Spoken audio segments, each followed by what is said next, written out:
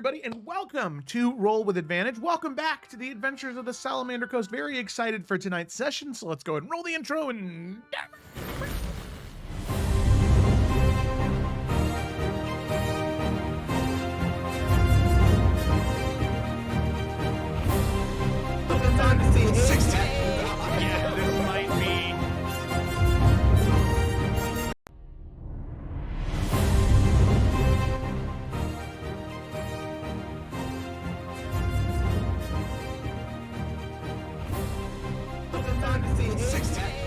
Yeah, this might be... For what I'm fucking doing, but I'm trying every fucking day.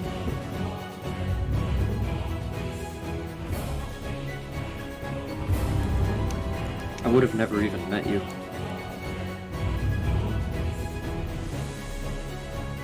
Sure, it's a very lengthy repertoire. But a powerful warrior, which, I definitely agree with you on, but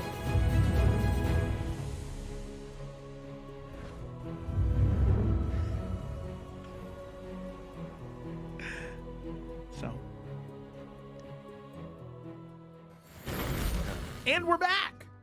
As is tradition here on Roll with Advantage, the DMs do not do the summary. Players do the summary. This week on summary is Jonathan. Jonathan, whenever you're ready, go ahead and take it away. It's me, dude. Last session started with a flashback. The group enjoying dinner at the Sanctum, as they are suddenly joined by Emeril, Sigrun, and Logain. They bring news. The Forerunners are influencing Hell's new ruler, and Morchella. I feel like I left out a piece of information on that part. And Morchella is dead. Emeril also brings news, with the help of Alric, that they have found a solution to bring back Ajax's original form through a spell called Clone. But in order to do so, they need a sizable chunk from Ajax. So, Emeril cuts off his hand. Also, per a promise to Lila, Emeril plans to undertake a trial with a hidden flame to understand himself and fight in the war in order to recall his past.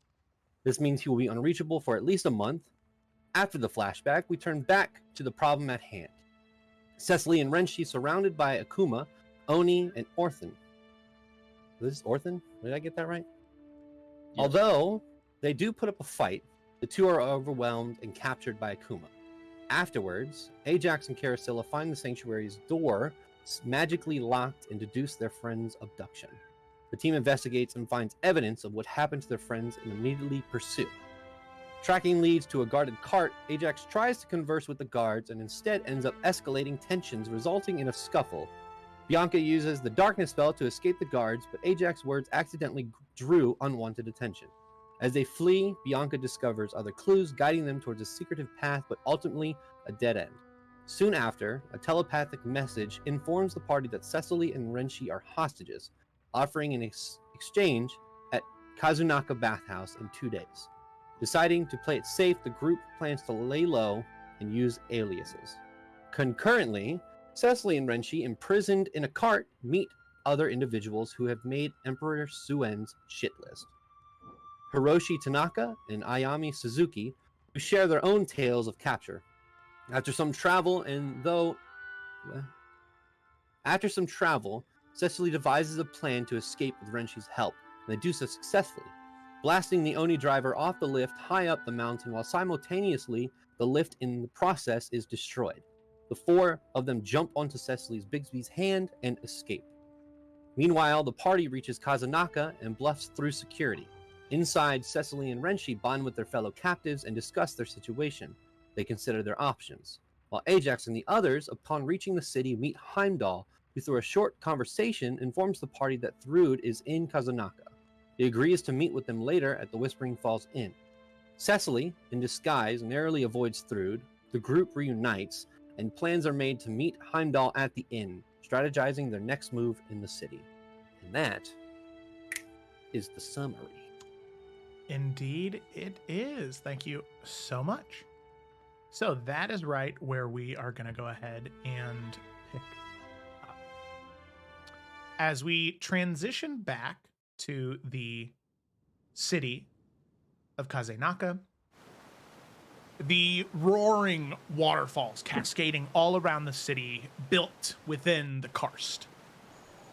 The city is alive with people here for the great festival that will be taking place in Tuskegee in just a couple of days. Tensions are high between all of you because, having just arrived in Kazunaka, you were worried about finding your missing companions, but we know that you have reunited. As we ended the session with two separate bridges the party were divided on. Cecily and Renshi looking over the top bridge down to the bottom bridge, seeing their companions. However, there was a bit of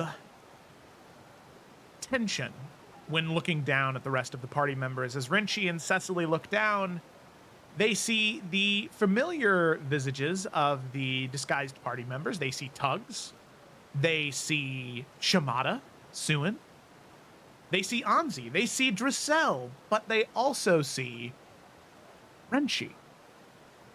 As Cecily, you and Renshi look to each other, that it can only be Ajax. But now you're in a little bit of a situation. How to proceed with two Renshis, identical in appearance. So, with that, I open it up to all of you. It wouldn't take very long to convene together, but right now you just sort of are making eye contact between the bridges. What do you want to do? So we're all making eye contact, right? Mm-hmm. Okay. So Cecily will open this episode with just a raised eyebrow down at Agency. Ren Shax. And she's just gonna turn to her Renshi and look back down at that Renshi and be like, I can't tell if this is dumb. Okay. And she's gonna look over to Carasilla and just like point at her head and then just like start pointing like this. Like, do the thing. Because she can't do that. Her magic only kills. Yeah, I mean, getting the memo, she would just, Well, actually, real quick, because, like... Yeah. With Ajax's disguise ring, it is just the disguise self, right? It's not, like, it has to be the, clean Ajax. Correct. Okay. And it's I an imagine that's at-will the easiest ring, way to solve. too. Yeah. I imagine that's the Question. easy way to solve this. Yeah, going based off that, do we understand that people are looking for Ajax now, or are they looking for Ajax post-death? That's a good question.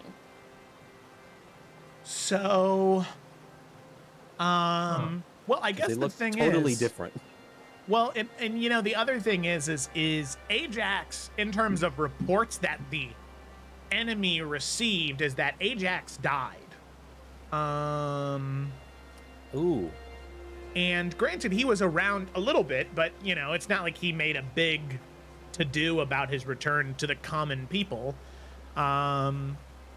So Ajax is, for the most part, most people believe him to be dead. But if there was a bounty on him, they'd be using that image, right? Because I don't think anyone's seen him. I'd also worry just This a version. Leonin is notable in itself, Yeah, true. Okay. Humans rise up. Yeah. But we're already in the city, though, right? Do we know if we need these papers anymore? Like, our security... Oh, shit, we gotta go find... You also have to go validate yourselves at security because of the issue at the riser. Yeah, I mean, honestly, probably just reverting back to the, I can't be to Ralph. the same alias. I Can't be mean, Ralph. Because he said he was a friend of Bianca. Yeah. but that then was it's the- like, yeah, that then was it's a the whole reason question why of I what we're going to mentioned. do with your pass. Because that makes your pass null and void now. Mm-hmm. You should look like a Yeah. guard. A quick one of their own. That sounds really risky, but I kind of love it. Or I mean- we- Or So- I mean, Ajax donning guard armor again. Okay, wait. This is a little meta because I know half the party doesn't know these people yet, but maybe we should talk to our friends that we just made, Renshi and Cecily just made at least, to maybe get us some passes or maybe something, because we kind of have allies now, a little bit. They're still like- with us, right? Yeah, Yeah. you two have just been looking over. You can see. I've been doing this for 8 minutes. Yeah, you can see. Oh my goodness. Hiroshi, it kind of like is looking at you, Renshi, and then looking down at other Renshi, and he's kind of like, Okay, are we I didn't know noticeable you right had a- now? Like, twin, Renshi? I don't. Oh, that seems to be a problem then. Yeah. Cecily, can we get in contact with them? I'm Sherry and Lararia right now. Please stick to my alias. And she's still just gonna be doing the I thing. mean, yeah, because Carousel is still playing, but I'm just like, because we also, since regardless we're out in the open, okay, yeah, I was but gonna we ask. got a name off the place where we're meant to meet Heimdall, right? Yep. Just to get a location so people can like reconvene. Yeah, So the which Because I whispering just want to Whispering get that falls across to in. Cecily. Yeah, whilst we're just getting all this, so it's actually something's happening. Just real quick. Am I seamed right now? Is that why I look like Renchi, or did I use the ring? You Because used the that's ring. important because did I use the ring? Yeah. And it's at will? Yeah. Okay. If we find a little corner, I could turn into someone else for the meantime so there's not two Renchis. And then we'll figure out what we do when we have to go talk to guards. Yeah. Yeah, so we can find a corner. Carousel will send I can't remember the name that Heimdall gave us. But yeah, just to meet there. Yeah, the whispering falls in. Yep. Whispering Falls Right. in. Yeah. Ajax is going to make eye contact with the other Renchi, just kind of shake his head, and then he's going to find a place that's dark. Not a lot of people, hopefully. Is that Yeah. Around the Easy. bridge, there are some shadier corners around the bridge that you could retreat into, rather Okay. easily. Have I seen any bigger individuals? Furbolgs, Dragonborn, Goliaths, orcs, half orcs, any of those like are normal around here? Yeah, you have seen a couple of larger individuals, specifically of the half orc or dragonborn variety. Cool. All right, I'm gonna walk around a corner. I'm going to turn into oh my god, what's his name? From Heriton, the Dragonborn. Oh, the guy who died. The leader of the basilisks. Yeah. Hi. Batai. Yeah, Nice. Okay. Yep. I'm gonna he come back lives. as Batai. Right. Okay. So as you shift off into a corner, changing your appearance into the chromatic blue scale dragonborn that was Batai, you make your way back out and reconvene with the party and begin heading towards the Whispering Falls Inn. Cecily and Renshi, as the two of you begin to head that way, just following the party to the best of your ability, and heading in that same direction, you can see that periodically there are guards that stop random groups or individuals to question their business in the city. You can see that as you're walking with Hiroshi and Ayame. Lady Sazu. La Sazu. Yeah, No. Lady What is Suzuki. Ayame? Okay. Yeah. Lady Suzuki. All right. As you're walking with the two of them, you can see that there are a couple of guards that begin to approach you, but quickly you can see Lady Suzuki sort of grabs Hiroshi's arm in a sort of swooping through it, as if the two of them were walking together, and you can see Hiroshi just give a nod to the two guards, and the guards return the nod and begin walking past, sort of saving the two of you from any questioning in that moment, as they walk right by you. And you can see immediately Lady Suzuki sort of pulls her arm back out, and brushes off some of the mud and dirt from the journey that you all have been on, and turns around and says to the two of you, "I don't know how often that will work, but at least to get us to wherever you two are trying to take us, hopefully that'll be good enough." I hope so too. Renshi, that interesting little paper you used in the last city, how long is that going to work? I'm not sure. It's probably about time that they've realized it's missing. Missing? So that paper perhaps didn't belong to you in the first place? Well, no. I like it.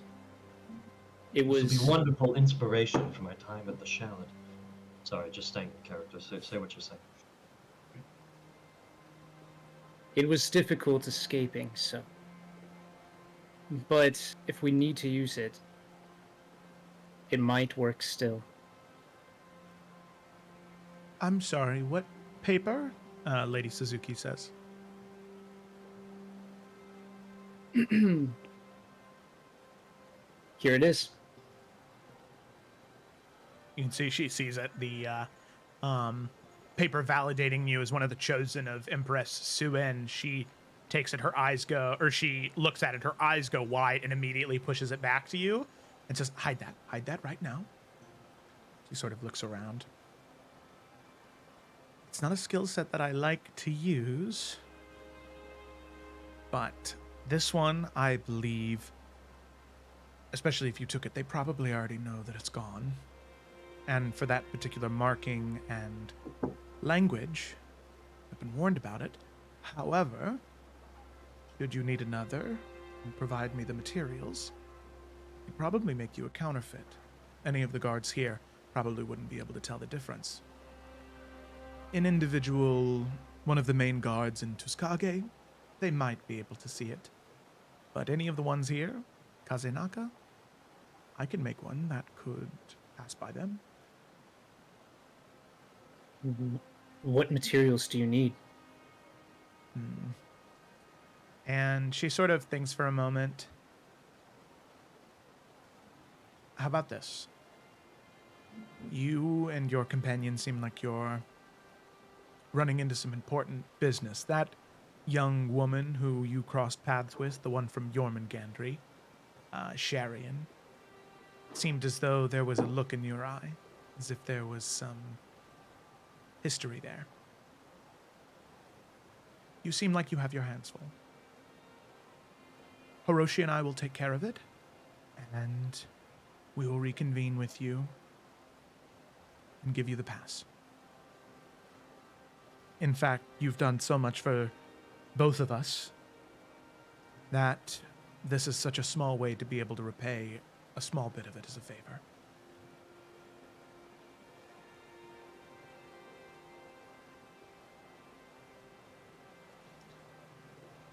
I know Wait. that I... Well, okay, well, we all have something to say. I can go second. I was just going to say that wherever you end up staying, I'm sure that if you wish for a more comfortable stay, it will be the Whispering Falls Inn. And we will head there when we conclude our business. We'll be in touch then. I really appreciate your generosity. Of course. Anything to serve the way of the 5th season. Well, I And guess Renshi that will give partially- That partially answers my question. Oh my god. I feel so bad. I just have a question. Go ahead. I guess that partially answers my question. But I know that I've placed my trust in the two of you, but besides our allegiance to the seasons, Why are you trusting us? People committing such shady business.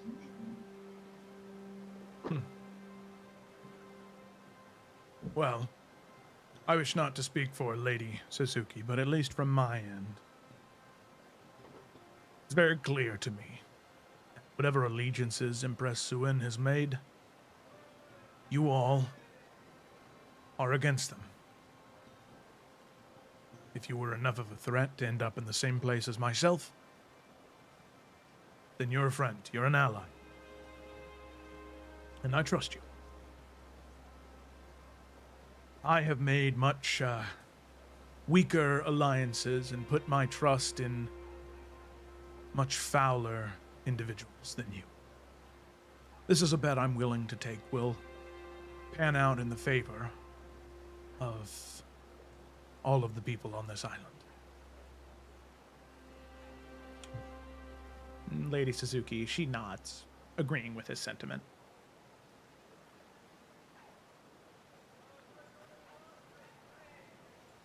Well, I think I feel the same. I look forward to seeing you again then. And if that Jormungandr woman shows up and asks you to, if you've seen Cecily, you haven't. At least not yet. Very well. Both of them nod, and sort of keeping the appearance of togetherness between the two, you can see once again arms wrap around each other's arms, and the two of them will head off in the direction to gather these supplies to make you a new stamp of approval.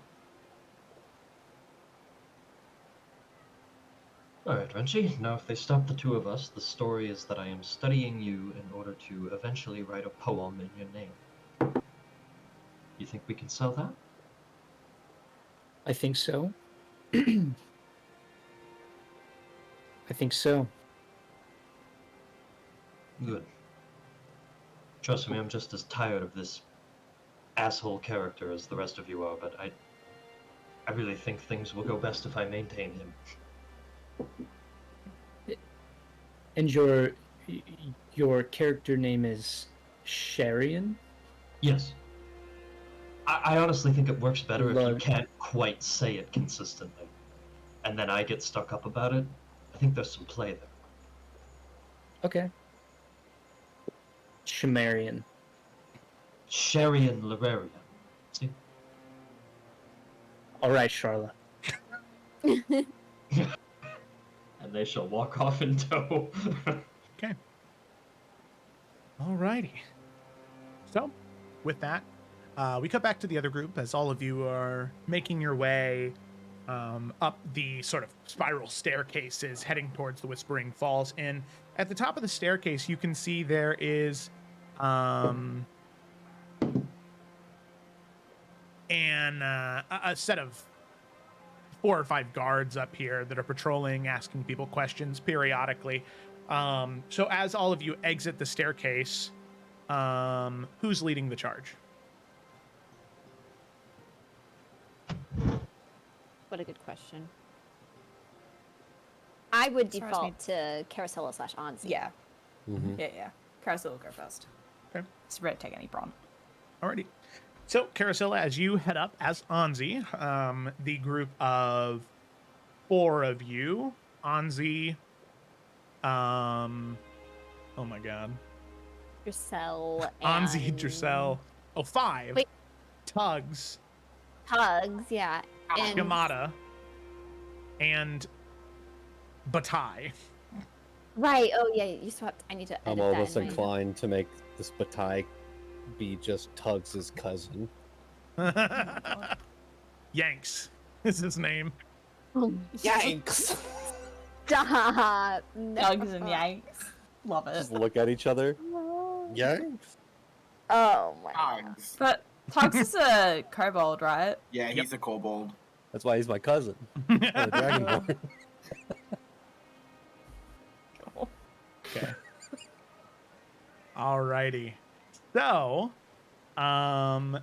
with that, the group of you head up the stairs, and you are stopped by the guards at the top of the staircase as they say, you can see the guard that is currently checking people is a gnome woman, shorter stature, currently clothed and armored in the traditional armor of the Shiroi guards, any of the ones that you've seen back in Namiora and Tyr. And she says, halt right there. I just have a few questions for you before you proceed any further.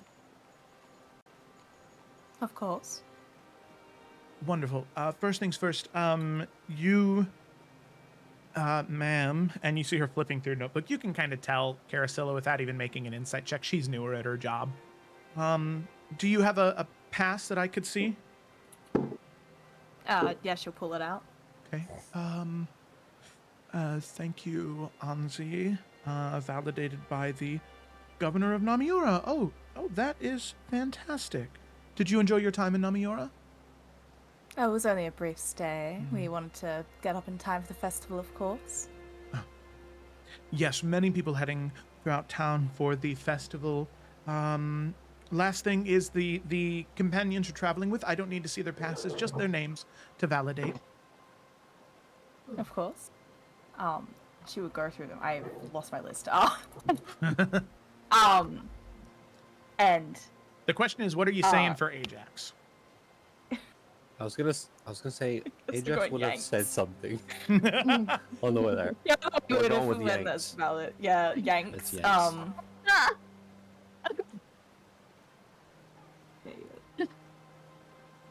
Best plan ever. Pain. Yeah. So Yanks Also, is, Ajax does say to Carasilla, let's just go with I can't talk. All I'm right. All we gonna, need use, I'm is gonna use my ring to ask make me. it look like I have half a tongue. There you go. Should just introduce everyone. So yeah, easy enough. Oh, I just realized I never got what Sultana. Not Shimada Suna. Shimada. Okay. Which isn't a great one. She tried her best. She did. Anxious little bean. Okay, alrighty. So with that, all of you are up there, and she writes down the names, and she says, okay, I'll let you pass in just 1 second. I just need to double check that we have these names at the registry in the law office, okay? Of course. Although there was another matter. We were meant to report to a guard office at some point regarding some, well, honestly not sure what happened, but the caravan that we were coming up here with had some unfortunate thing happen last night. And we were meant to report there to give any accounts we had. I don't suppose you'd be able to help direct us there. Oh, yes, of course. Just one moment. And you can see there is a ear cuff that sort of wraps around and embeds itself into her ear, almost like a bit of an earpiece.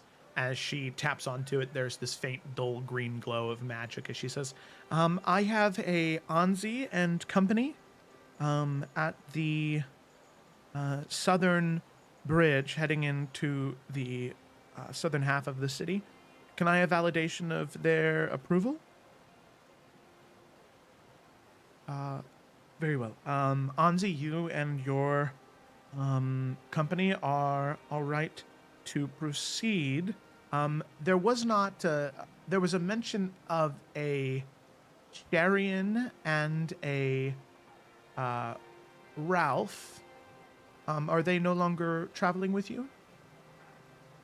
Oh no, they shall be, but they went off to find us, stay for the night. Okay. They were also wishing to, of course. Oh shit, actually wait, no, because they don't need their accounts. Never mind, scratch that. Carousel wouldn't fuck that up. Yeah, they're going to find us rooms for the night. So they're not with us presently, no. Oh, must have just taken the other bridge then. Understandable. Very good. I am sorry for this last part, though. I understand you're just trying to get to the law office, which is just that way. If you head down the street, take your first left, you should find it just right there. However, I do not have any note or record of a Yanks.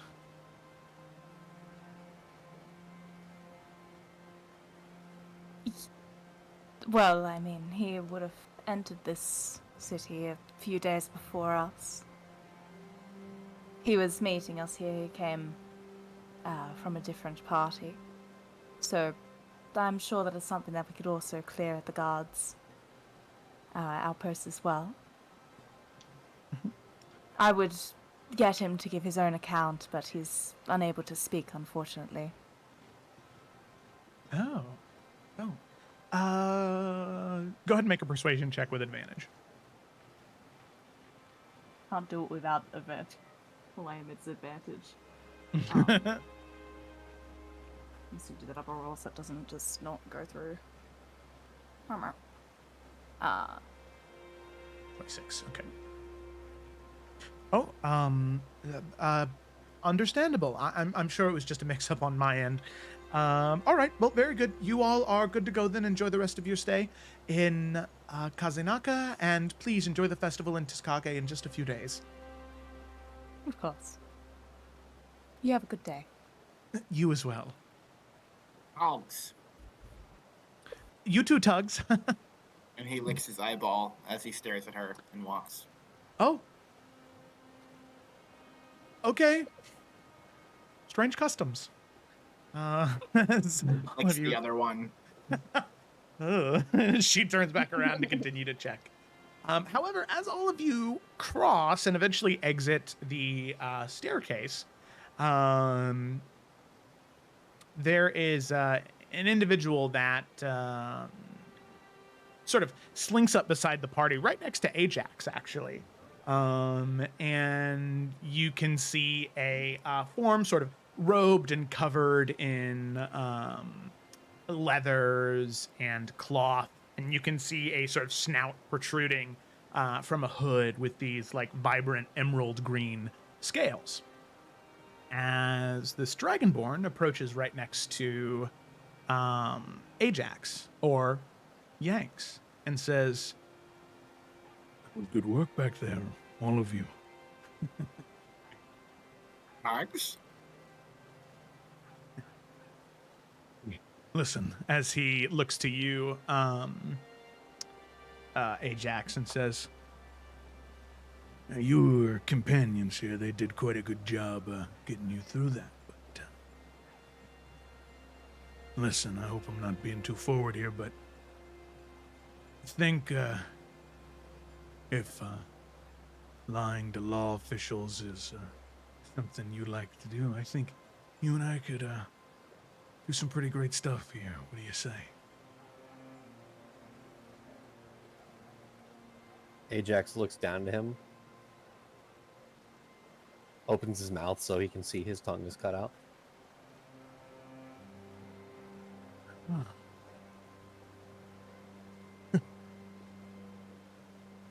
It's interesting.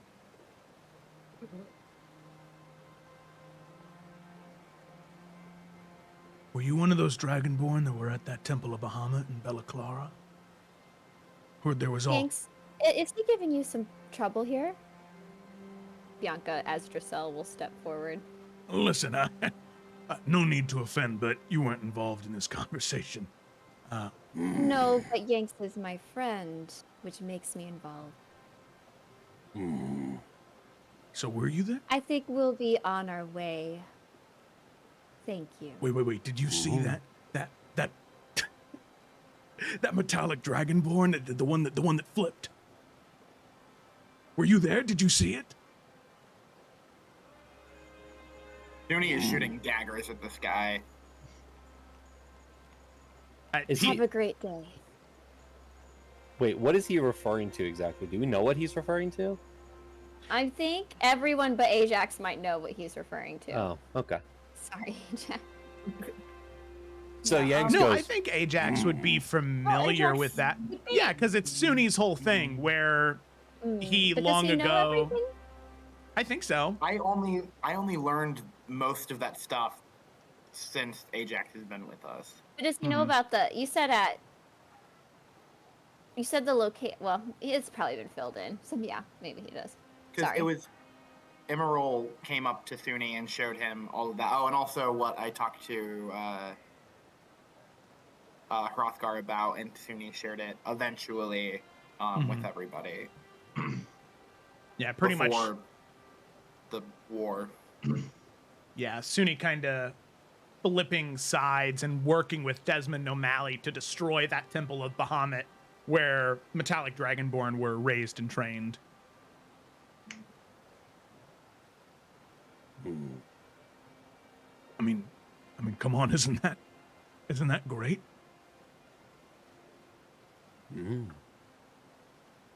Kind of looks to you, Tugs. Sorry, we got a problem, Pipsqueak? These kobolds, they're like dogs, right? He licks his eye. Oh yeah, cute trick. How big is the Dragonborn?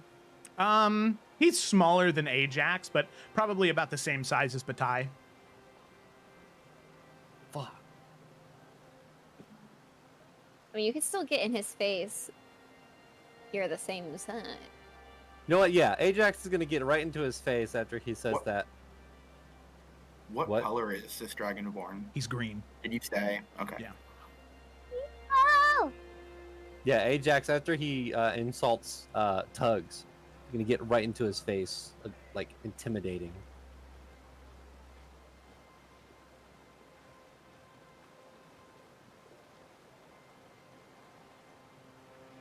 Oh, you can speak, can't you? Say something. Do we have a problem here? Kind of looks up, sees the voice isn't emanating from the mouth. No, we don't. I'll leave you alone. Sorry, I thought this was something else. Good. Okay. Can I get a detect thoughts on this guy? Yeah, Oh, sure. Yay. He's more than just sus here. Yeah, Hammer and this time. is just surface right now. So he doesn't get a save or anything, I just get it. Cam nodded his head. Surface thoughts. He knows this guy isn't a dragonborn. From you can his initial thought is doesn't sound like a dragonborn. Obviously Cameron isn't a dragonborn and neither am I, but dragonborn have a very distinct sound to their voice because of their physical anatomy. So they don't sound the same as Leonin. That's the first thought, not a dragonborn. And sort of second thought is not worth my time, lesser beings. Gotta find somebody else if I'm gonna do something big. These people aren't worth my time. Those are kind of the surface thoughts. Okay.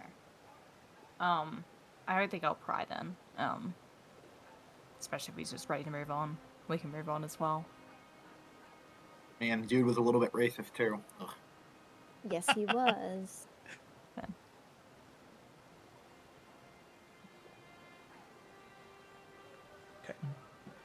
So you just kind of let him leave?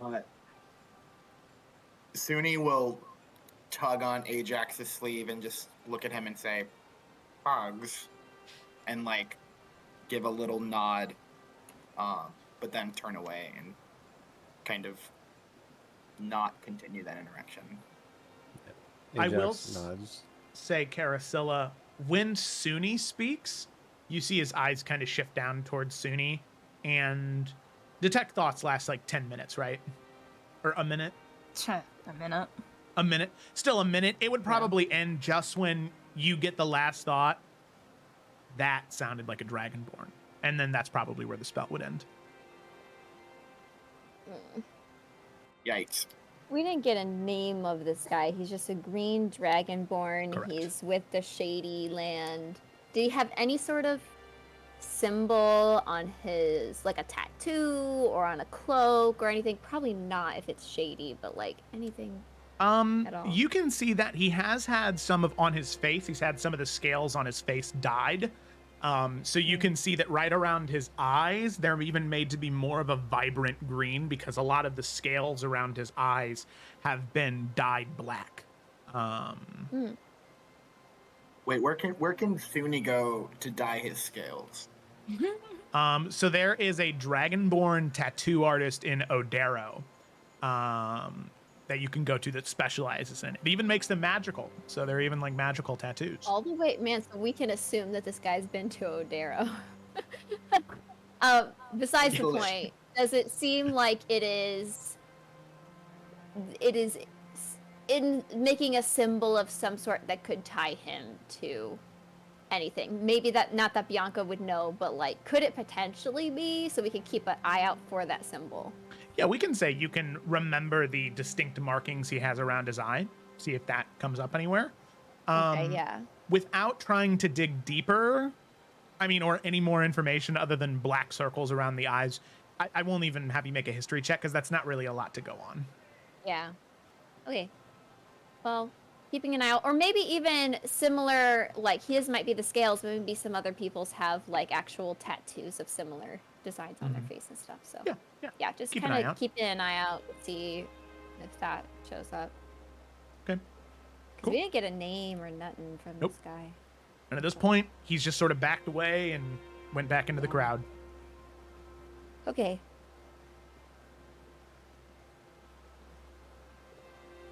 As they are like walking a bit further on, Carousel wants to drop back towards, I guess, where Ajax and Sunny are walking, and just kind of under breath, just say so both of them can hear. Need to be a bit more careful. Think he definitely knows that something's up with both of you. I apologize. You don't need any shows that anything is happening right now. We need to be careful, all of us. Agreed.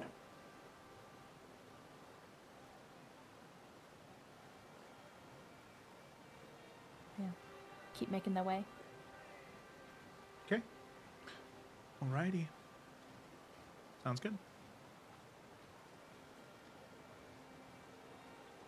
Making my way. So, you all head across the walkway, and eventually you now reconvene with Cecily and Renshi as all of you make your way into the Whispering Falls Inn.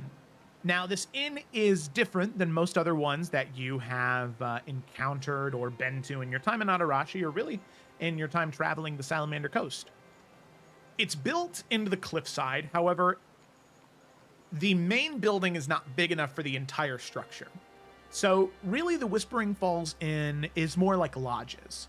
So you go into the main area and there are smaller rooms in there, but from what Heimdall told you, there are he's reserved sort of a private room. So one of these lodges is reserved for him, and all of you would be able to access it.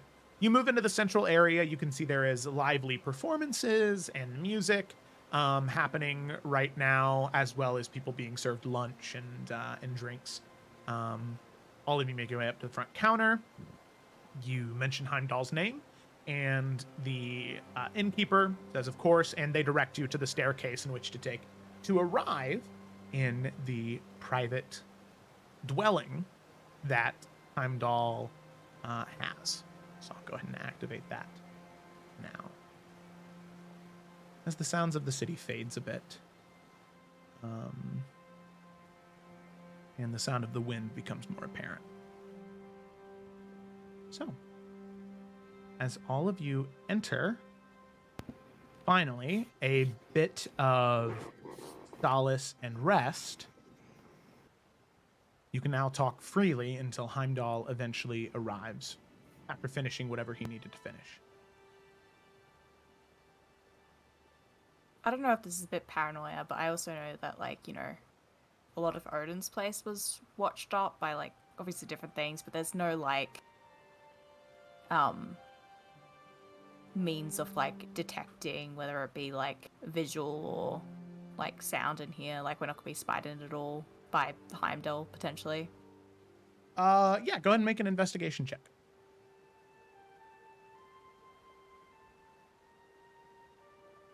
Boop. 10. Yeah, with a 10, you look around and it seems like the room has been lived in for a few days. Or you look throughout the different rooms. There's like a small kitchenette, a bedroom, a sort of living and dining area, as well as there is a small shrine out towards the back. You look around, generally surveying the area, and you don't see anything that could be a red flag. Nothing seems to have magical runes inscribed on it. It just seems to be a normal tavern, normal inn. Nothing to your cursory glance leads you to believe otherwise.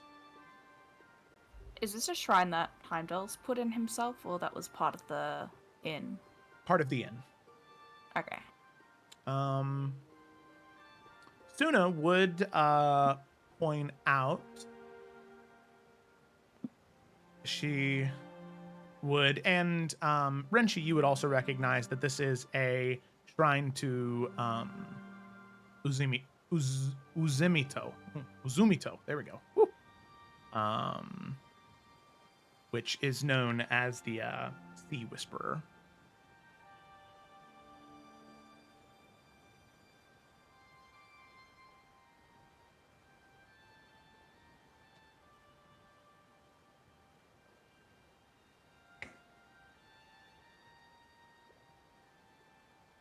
So with that, all of you have arrived. And if you'd like to talk about anything before Heimdall arrives, you can. And if not, you can wait and have a conversation when he gets here. Is this the first time we've seen Cecily and Renzi since getting split up with that combat, right? Yeah, you would have seen them before entering the inn, but yeah, this is sort of the first moment. Yeah. Thuni will run up and give Cecily a hug and just say, "I'm so glad you're okay." Yeah, she'll in like mid hug drop character, so you'll feel the body like and shift and get less less muscular definition like as you're holding her, and she's just, yeah, it was a hell of a ride, but we've had worse. That being said, I don't want to talk for you, Renshi, but we're both beat to shit, so if we could stay out of trouble for the rest of the day, that'd be great. I don't see why not. But what exactly happened? We're glad we found you. We tried tracking you. We saw Oni and demon tracks, but you guys know a lot more than we do. I didn't really think about it until later, but I guess because of the Sanctum thing, you guys didn't even hear anything, did you? No.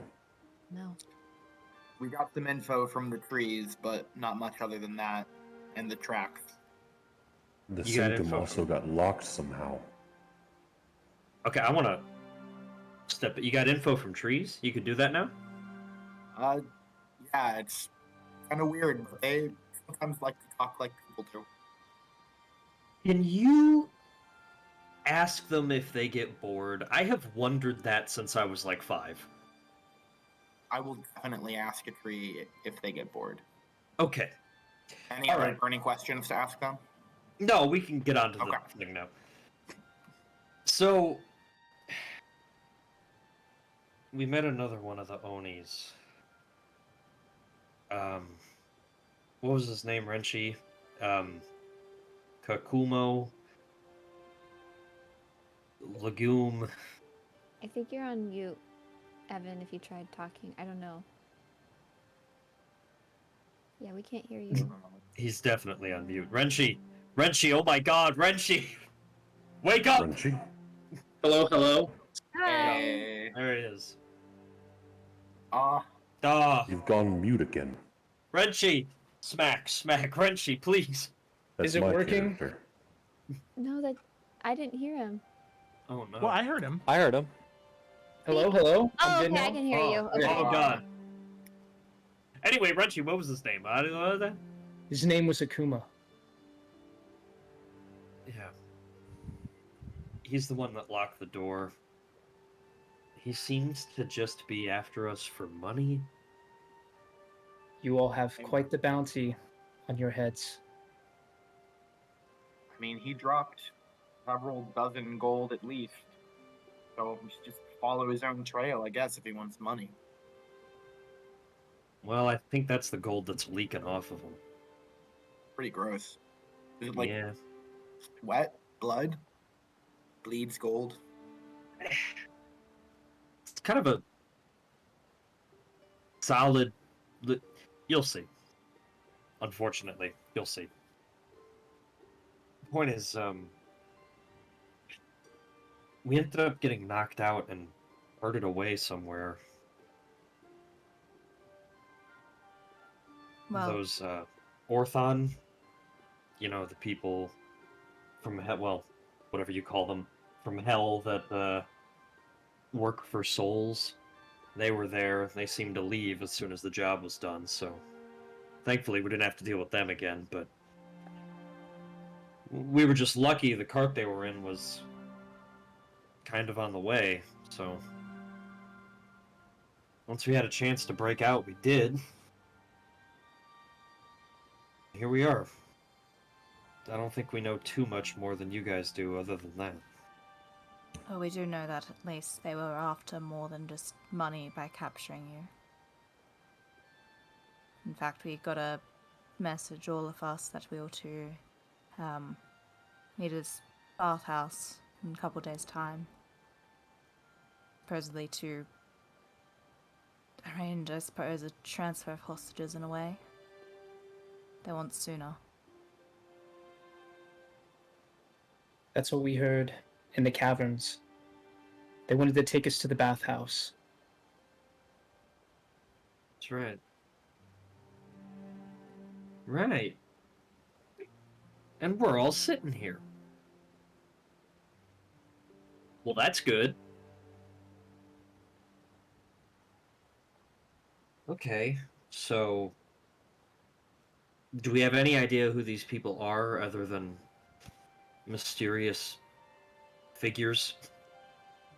All we know is they are associates of Suen. Right. Yeah, they must be.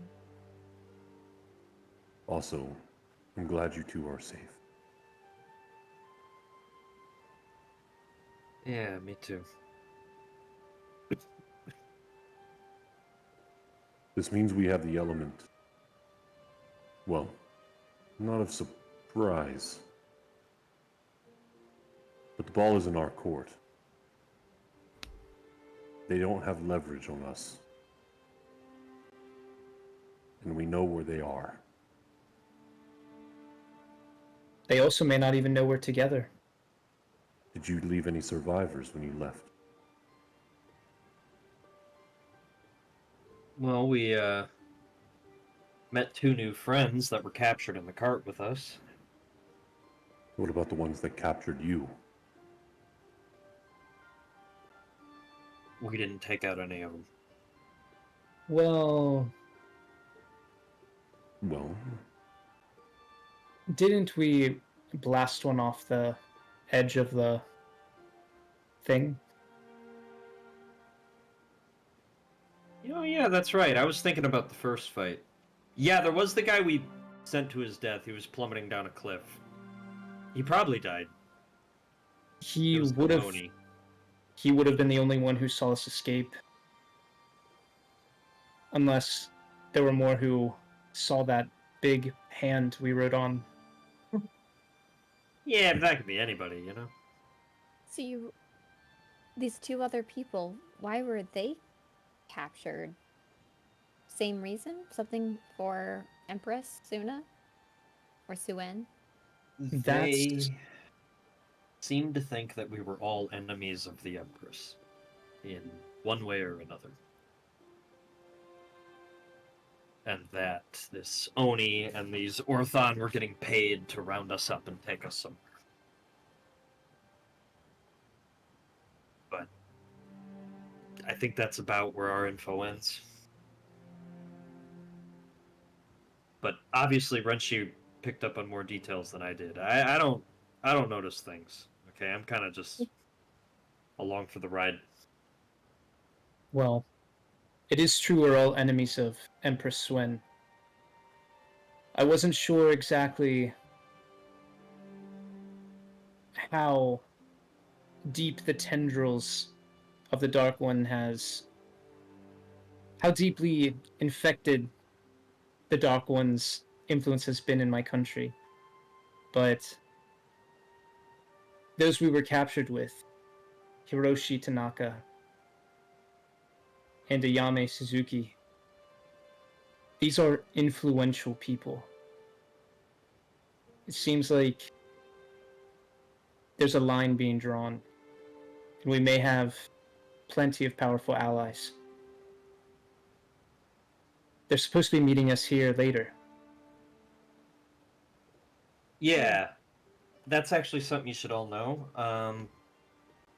I made a judgment call while we were in a life or death situation with these two. They know my name. They know I'm the daughter of Tyr, and they know there's a bounty on my head. I would have preferred to hide that, but it felt like wasn't any sense in keeping secrets from people that maybe we could have been building trust with, you know? So. I agree. Yeah, well, that's good. Well, if they're an enemy of the Empress, they're not gonna want the Empress in power.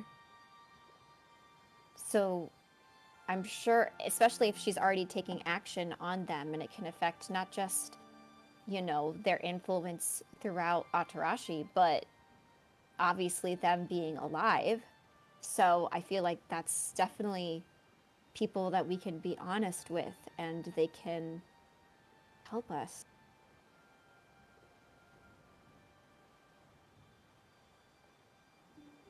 Well, cool. Unless anyone has any objections, but no, Cecily, I agree.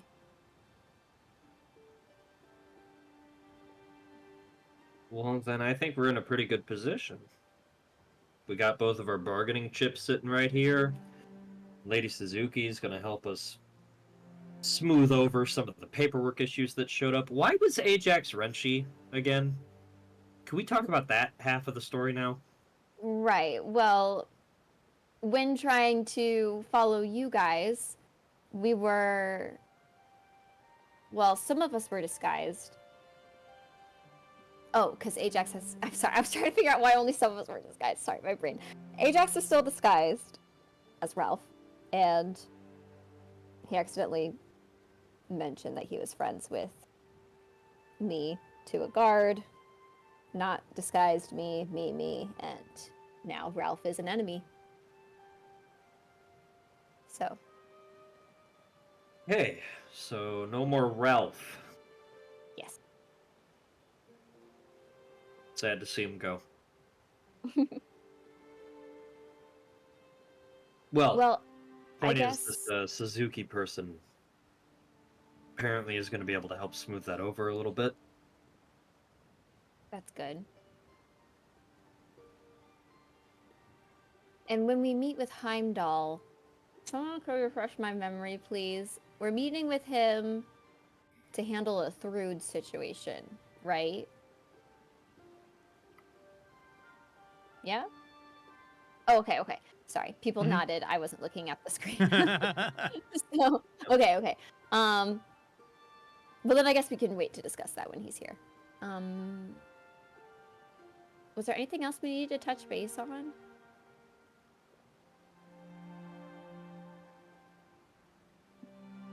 just so we all know, Thrud is here in the city. We didn't see each other. She saw Sherry and Loraria, so we're good there. But it's definitely her. I Wait, don't know who else it would be. were you guys not with us when we spoke with Heimdall? I'm sorry. No. Okay. Well then, Bianca would fill them in regarding Heimdall so that they do know about Thrud and that he's coming to help us with that situation. I guess the only thing I was going to ask is, do you want to invite Tyr here for the Thrud situation? Well, I mean, I'm sure he'd know this Heimdall guy more than I do. Ajax knows him.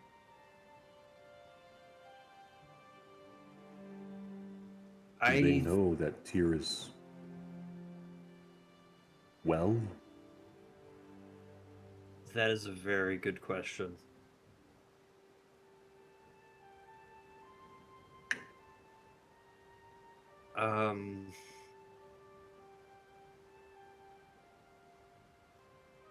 I think it's worth asking him. We wouldn't want to put him into a situation that alerts them to information they don't know yet. So, probably best to ask. But if we're gonna try to foster peace, maybe now is the first step? Potentially. I'm not too good at these things. I've come around on the idea of fostering a ceasefire so that we can all sort out saving the world first. I don't know if I have much more room in my heart for anything beyond that.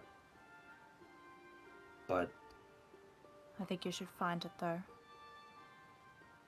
I don't fucking, think there's... okay, fucking give me a minute.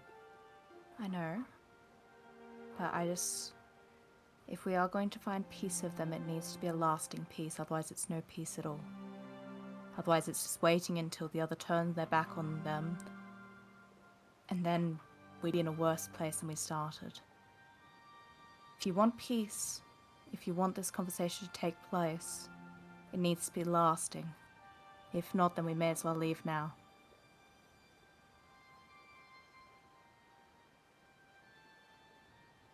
At about that point, the door slides open to the abode, and there you can see Heimdall.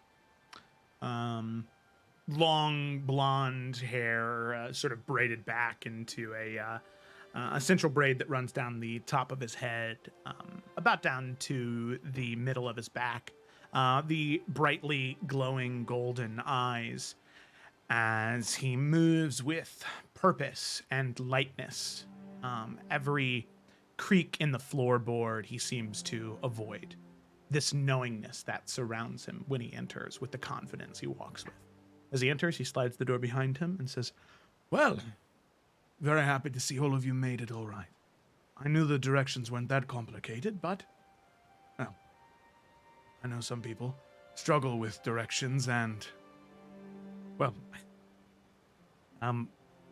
especially Tyr was a wise man, but he seemed to struggle with directions when he was still alive. So I'm glad to see you didn't inherit that from him. Yeah. Well, I see as though we have some things we need to discuss, all things considered.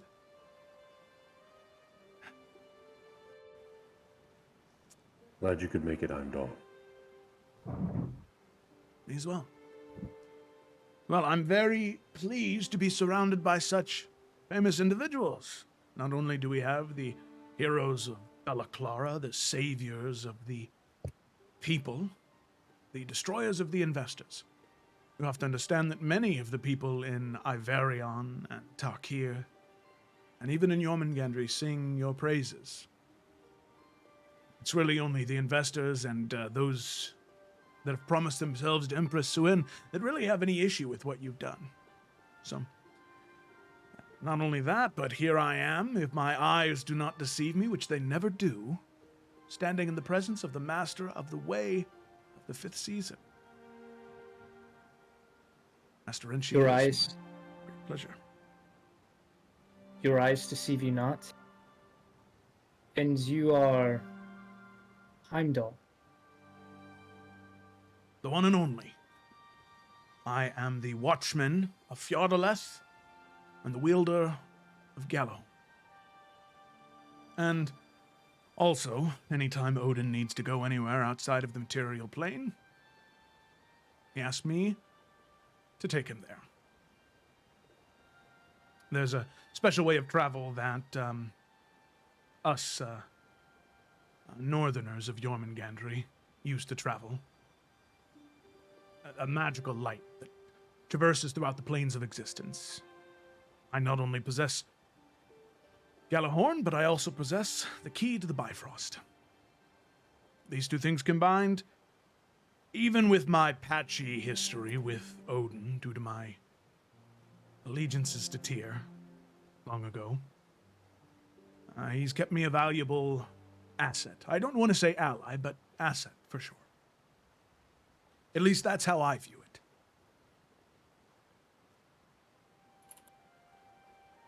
So, Did he have all those things? Sorry, Joe. Does Ajax? Did he have those things when Ajax knew him?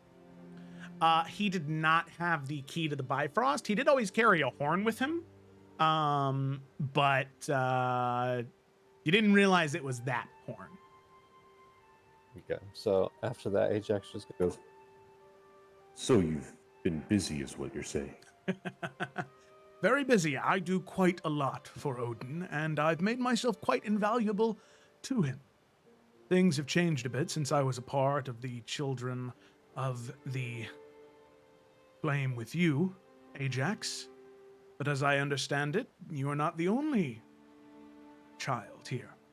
Karasilla Dulski, I have heard many great tales of what you have accomplished, and grateful to know that someone as full of light is a part of the children.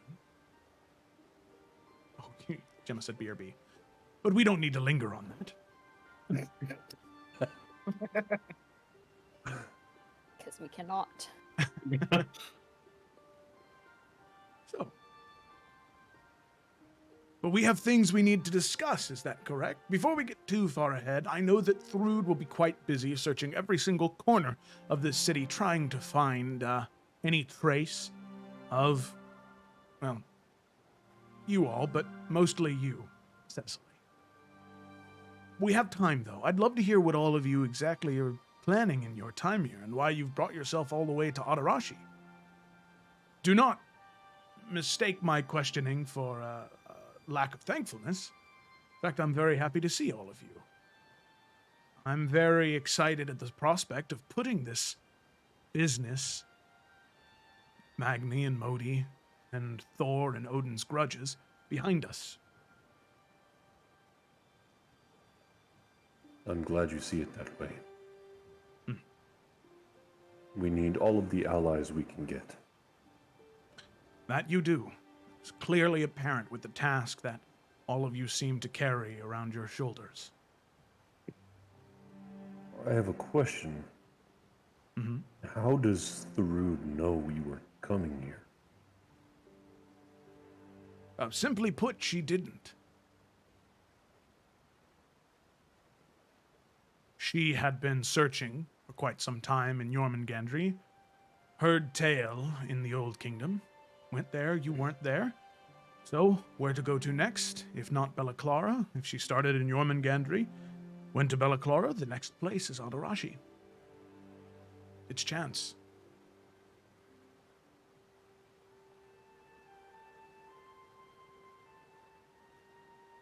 At least, How lucky that's how of I us. see it. Well, Suni, considering what I have heard you and your companions get up to, I think that it only makes sense that luck would begin to run out, at least a little. I don't know if we've ever had it. You're still alive, aren't you? Yeah, fair enough. Considering who definitely had your a lot enemies in the are, beginning. very lucky. I had a lot in the beginning. I spent most of it.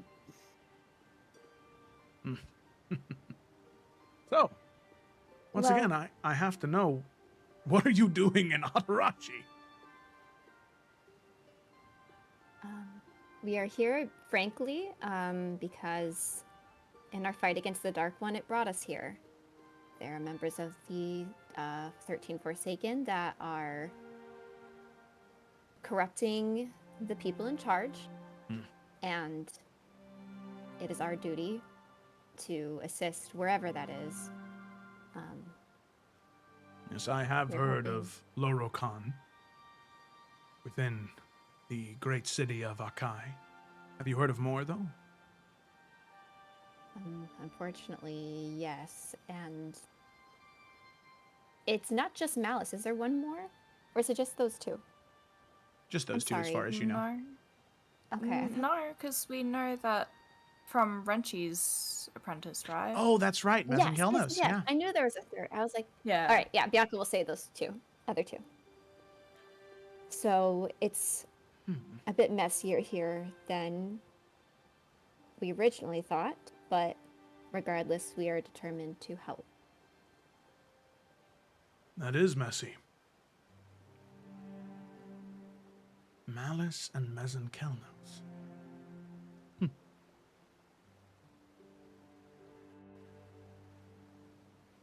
It seems that Mezenkelnos may not be a permanent, may not permanently be sticking around here or having as much influence.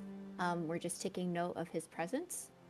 It seems like Lorokan and Malice seem to be the big players trying to get two certain powerful people of two certain clans maybe together and make one united Atarashi.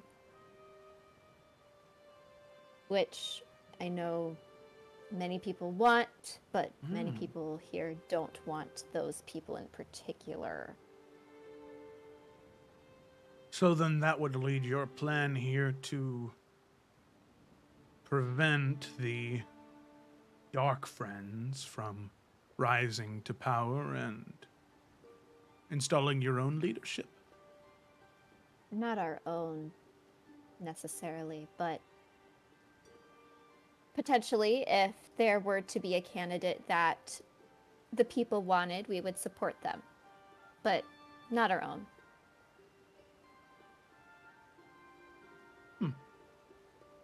That's very interesting. It seems like the people here are longing for change, similar to what happened in the Old Kingdom, and we cannot turn a blind eye if there's a way we can help. But ultimately, this is not our home. All we can do is help where we can. Very noble of you. Most individuals could not resist getting their fingers dirty in the politics of another nation, trying to manipulate for their own power gain. Good on you. Those may be the people that enjoy that. But she is hands on her temples, so stressed about it. She's like, I think one is enough for sure. Of course. Interesting. I've learned quite a bit. What is his... I mean, he seems trustworthy, and everything they said is not, I don't think, damning in any way, but how... What is... Ajax trusts him and everything, so I'm pretty trusting of him, but, can I get a read on him taking in this information, especially since we need his help? Yeah, make an insight check. Okay. Not my insight person, but, always worth a shot. 11? I feel like I always roll an 11 on insight. As far as you can tell, he's processing right now. Okay. Not necessarily taking it negatively or positively, just processing. It's fair. It was a lot. But since Thrud is here,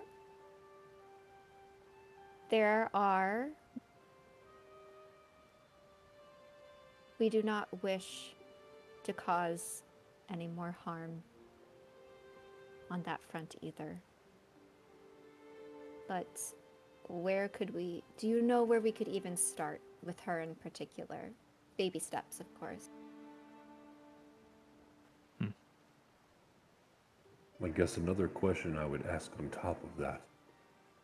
Do you know the threat that Thor has put towards us regarding Thrud? I am well aware of the threat that was made.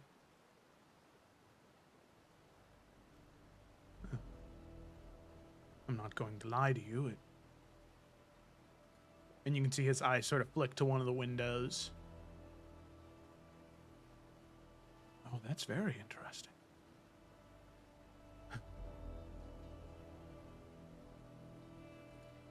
Oh. You see Heimdall sort of looks to all of you.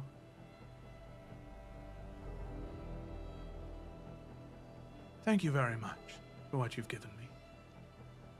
I was confident. But I figured since you didn't see through the disguise once back in Maester, your Goliath friend, you wouldn't see through it again. It's all so confusing. At that moment, there is this burst of light from the window. And just at the moment when it's about to make contact with this individual, you can see they are enraptured in this creeping, crawling, smoking, deep purple energy. As you can see the form of Heimdall begin to fade and this triangular, almost like construct mechanist-like shape begin to form. An individual you have only heard tell of up until this point. One of the 13 Forsaken. Everyone. Ugh! There's 4! As God the damn. purple smoke envelops, you can see there is now this massive hole in one of the windows where the light had pierced through, and sort of jumping, sword drawn, you see golden hair, golden eyes, Heimdall. You hope this time. He says, "What's going on in here? I heard that thing. I could see it. I ran up here as fast as I could. But he saw me. How did he do that?"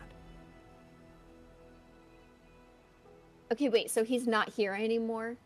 Everyone isn't here. He was enraptured in this like purple, deep purple smoke and disappeared, seemingly teleporting. Okay.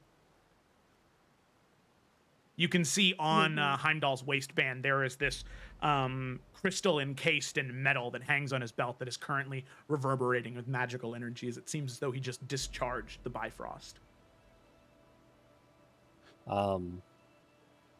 Ajax trying to make sure this is the actual Heimdall, and I feel like they maybe done this before, is going to swing at Heimdall and hope he dodges it. Yeah, easy. The hammer is conjured, he swings. Yeah. Heimdall dodges out of the way. Well, I mean, I'd like you to make an attack with disadvantage. Doesn't work exactly like God of War, just because he has to be, in case you ever do fight him, he needs to be an actual thing. 20 misses. He sort of dodges out of the way, and you can see he puts up his sword, and you can see it's like clinging to like the fur around your neck. Ajax, what are you doing? Ajax lowers the weapon. I had to make sure it was actually you this time.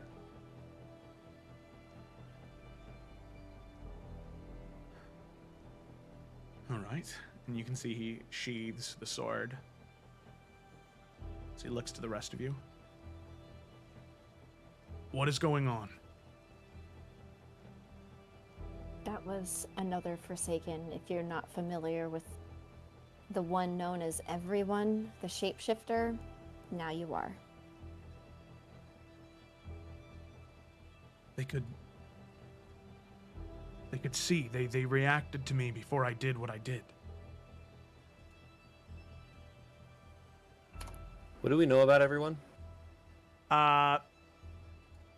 So no history check necessary because there's not really history to pull from. It's just from what you've heard.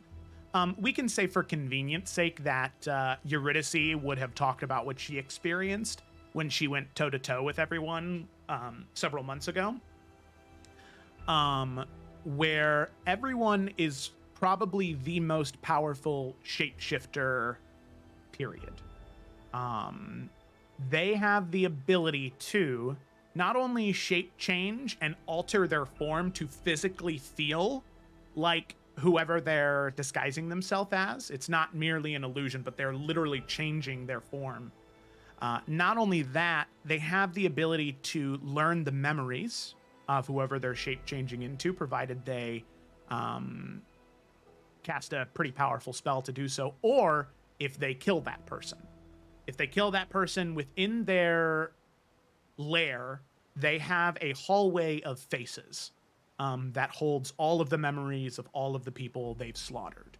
And any one of those people they can shape change into, knowing their full memories, and individuals they can see, they can shape change into and have access to some of their abilities.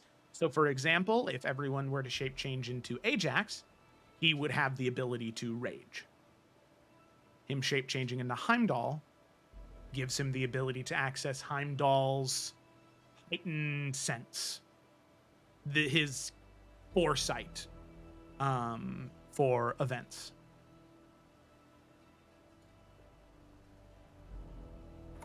Ajax relays that information.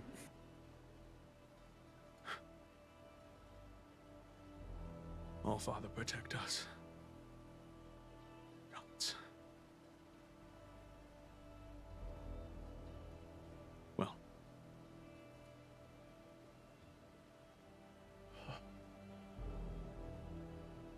I'm sorry that this is how this encounter needed to begin. Definitely wasn't what I had in mind when I sent all of you here. If I would have known, I wouldn't have done it, but I couldn't. That was you sending us here. It was.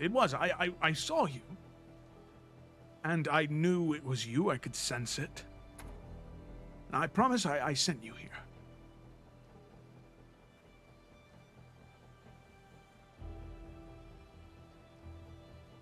Then the Forsaken are watching us closer than we know.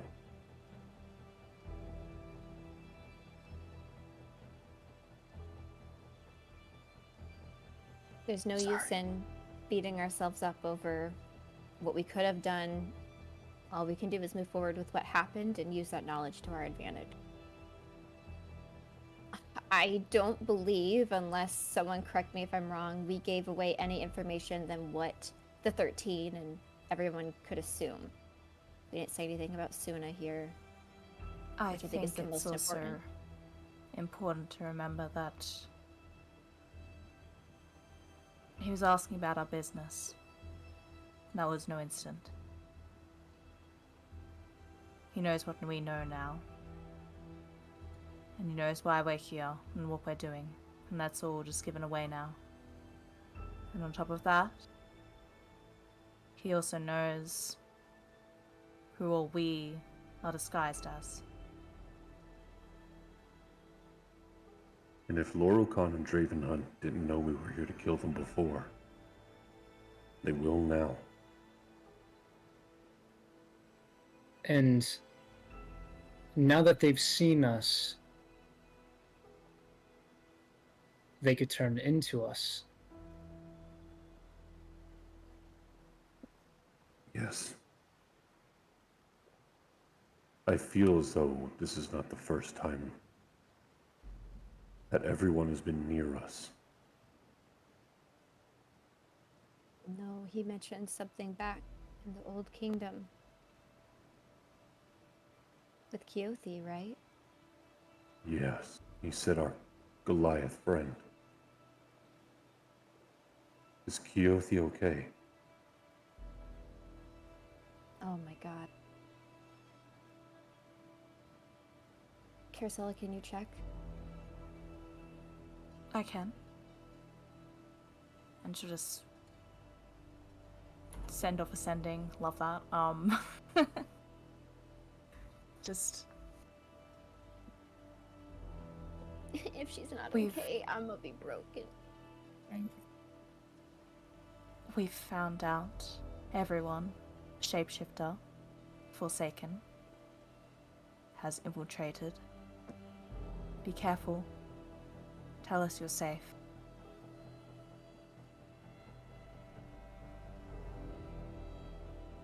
Don't you fucking do that, Joe. Is that it? Yeah. You I was received no counting, but I response. feel that's around the words. What? I received no response. You received no response. Are you kidding me? Hey. Caracel's she's not giving anything away on her face right now. But she is going to then message, who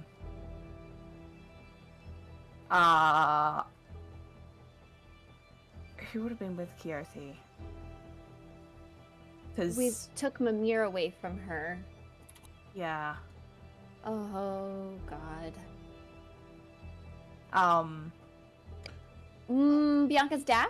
Yep. I was just about to say that. yeah, okay. Send a message to him. If sake of clarity, gotta just send basically the same thing, but just tacked on. Where's Keothi?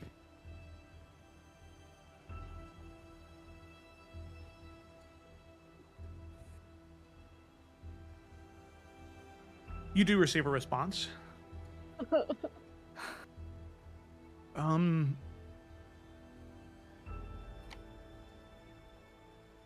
He knows how the spell works, so I need to be careful with what I'm saying.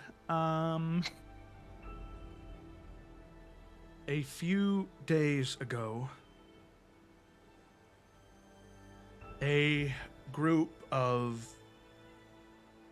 Shaiki Goliaths arrived in Maester.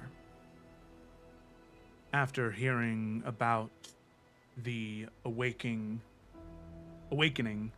of the statues,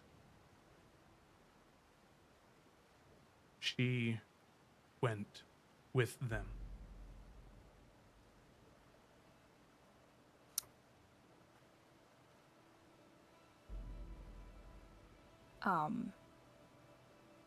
We'll do another sending. We don't need third level spell slots right now, this is fine.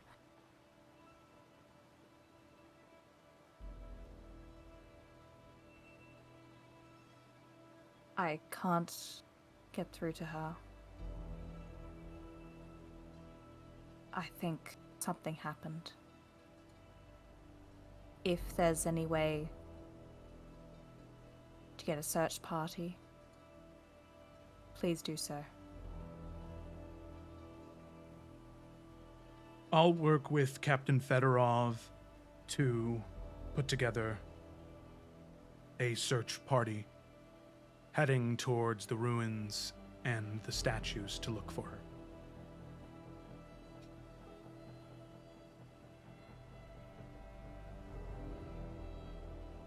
Okay. Did you hear from her?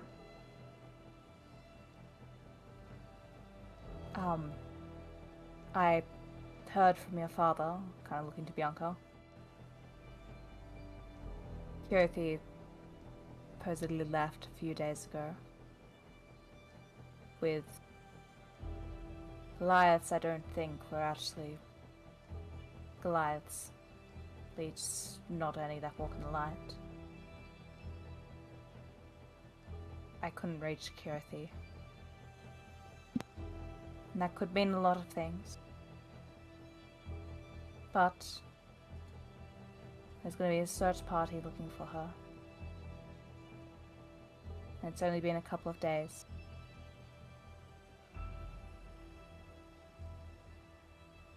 And so I don't want to lose all hope for that yet. And like I said, there's many reasons why she may not have responded. could even be that it wasn't safe to do so. Did you feel a connection be made when you cast the spell? Joseph? No. And I would have if it was just she wasn't choosing to respond. Or like any kind of unconsciousness. We'll say that Carasilla would be able to tell if she was conscious and didn't choose to respond, but not necessarily if she was unconscious or dead. You do also know that there's a third caveat. If she's on a different plane of existence, there's a chance that the spell could fail. So it could be that too. Yeah. It didn't go through. But, again, she might not have been conscious. She might not be on this plane either. We know that everyone is not based on the material plane. Did Keothi ever say anything to us about the, what did you call them, the Shaiki Goliaths? Yeah. She would have said that they are primarily a sort of warrior-based version of them, where they study and train in fighting. And that's what their specialty is, to protect the Hearthstone, to protect their home.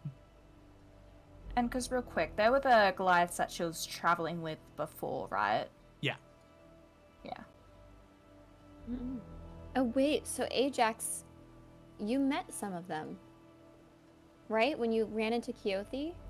Or was she traveling with somebody else? But I thought it was more Goliath. Yeah, it was more Goliath that she was traveling with Draven Hunt.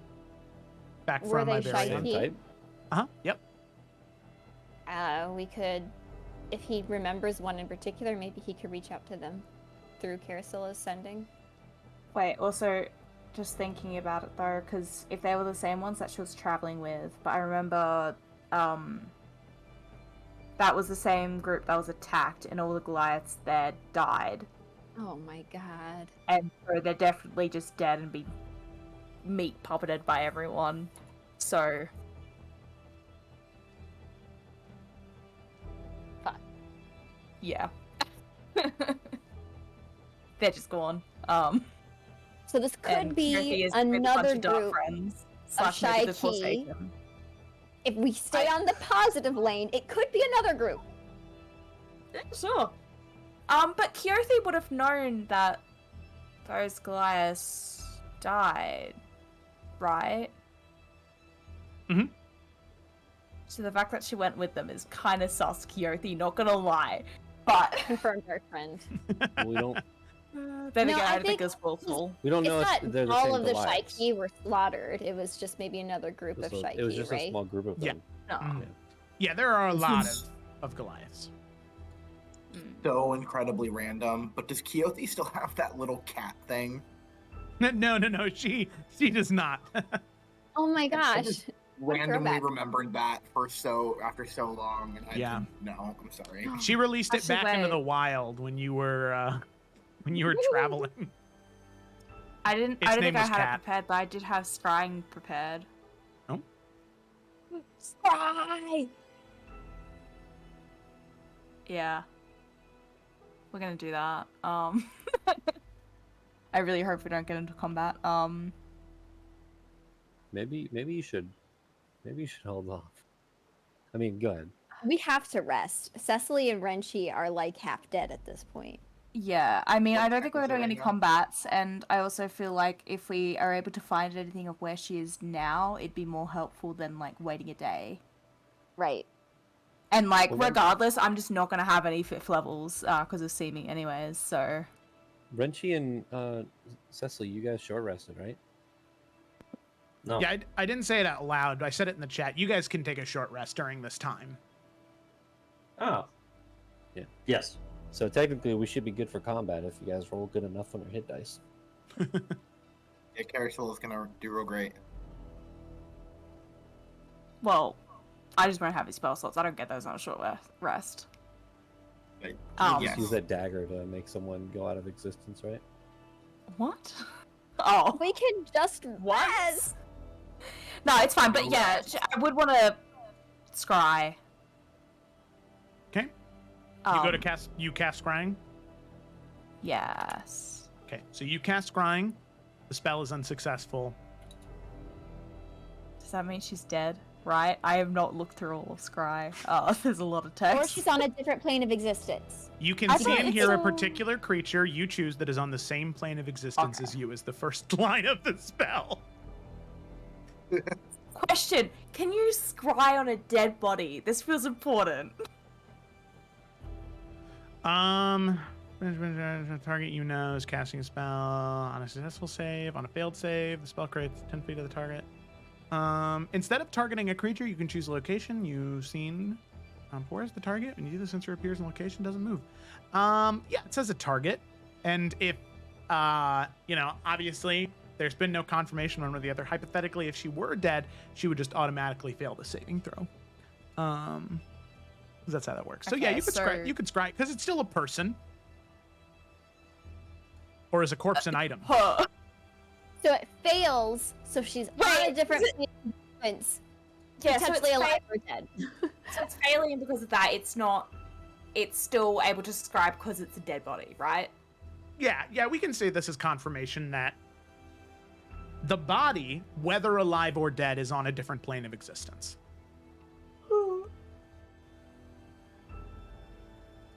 So cutesy. If they just wanted her dead, they wouldn't have taken to another plane. I think, if anything, this gives us more hope that we can get her back.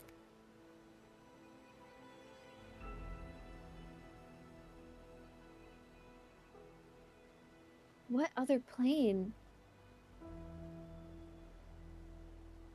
Where would they?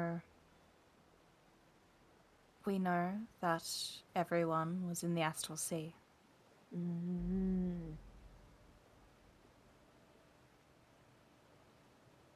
Unless she's just been taken there to die, so that it has the whole memory thing. Caricel's not saying that shit. That's too pessimistic. But me, I'm a pessimist.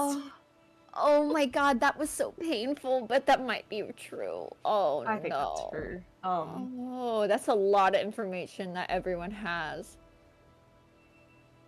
In combination with the most terrible death. And fucking killed on screen like that. That's cold, Joe. Oh my god. We brought her Process that back right now. to let her die again. Oh my god. Sounds like we're really rushing to conclusions here. So Heimdall We just knows are. all of this now. Yeah. I just want to point that out. Yeah. Panic mode.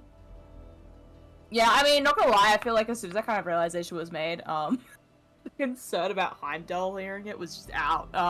Same. I think it was more so, can we save Keothi or not? So yeah, that's fine. He was there for that. I am very sorry to hear about your friend.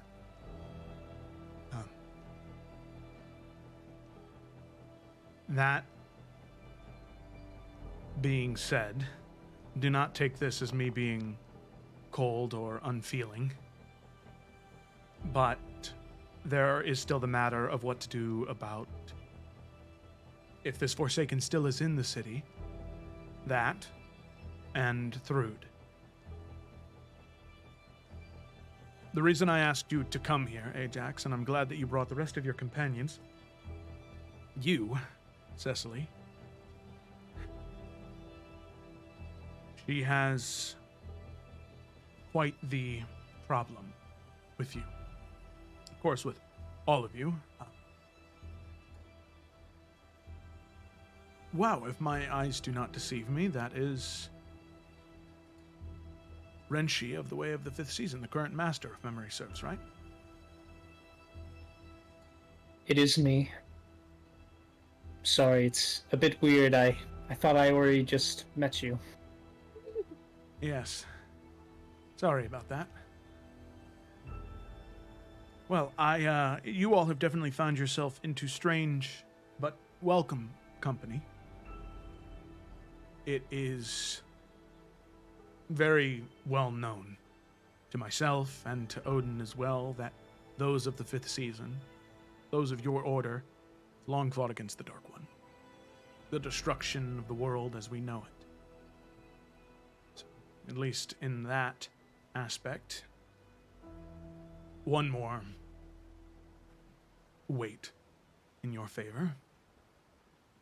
However, Thrude, I don't know if she will see reason as easily.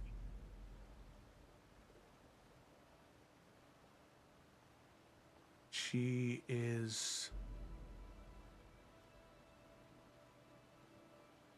wants blood. She loved her brothers as much of buffoons and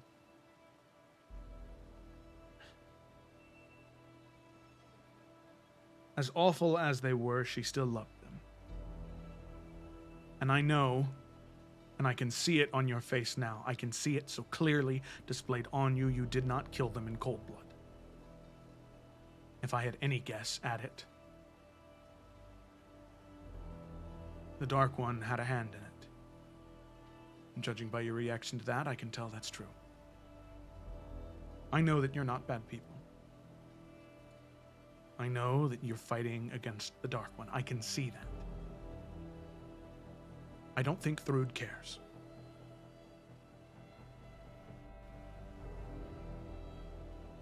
And what do you suggest? There are two approaches. Either A, I try and throw her off your trail, and I say that I heard word about you in Iverion or Tarkir. We head south. We move as far away within the realm of possibilities. It wouldn't make sense for all of you to travel to the Gemstone or to Odero. Iverion, though, where some of your companions just traveled from, that could make sense. Or B, we try and nip it in the bud now. I could go out into the city, I could find her, and I could bring her back here. And we could try and talk. How much does Thrude trust your judgment? I think quite a bit. In fact, her father, with Odin's permission, is the one who sent me on this escapade some months ago. Her and I have grown closer. She still shields herself from the world. There's so much anger there. Misguided, it is, but she's angry, she's sad. I think then especially this needs to be dealt with now. I don't like the idea of you misleading her. And if she finds out, losing any trust that she has in you, any potential bridge she can have to trusting us either. If she is sheltered from the world, if she is keeping herself on a one-mind track, then I think, if anything, we need you to help her get off that. And so I don't think that comes from lying to her, even if it is just misdirection. It has to end now. There has to be peace now. And she'll kind of look to Cecily at the end of that as well. She's not looking at anyone. I will do what I can. Cecily, I know you didn't grow up in Jormungandr and Carasilla. I know that you're well-traveled. So I would understand if these customs perhaps were never picked up. In Jormungandr, blood taken is paid back and blood returned.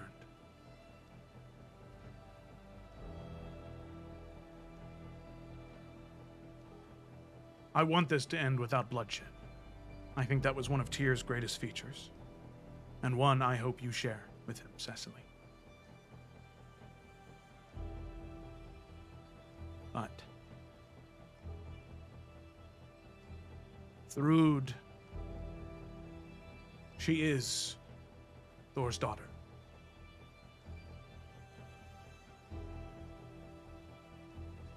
They are similar in more ways than I think either would like to admit.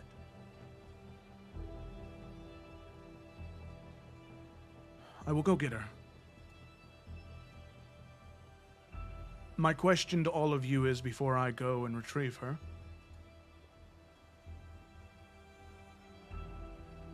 what all do you wish for me to say to her? Any knowledge of what she's about to walk into?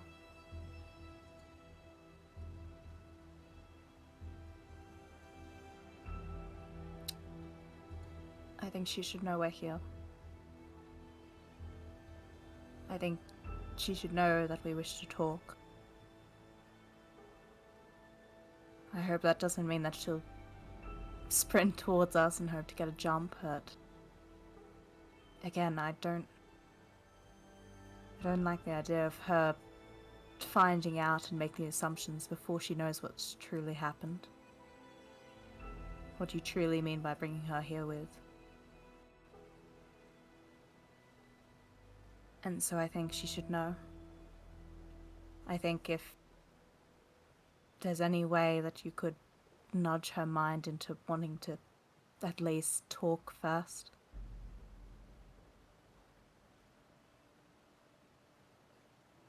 I think that'd be the best idea.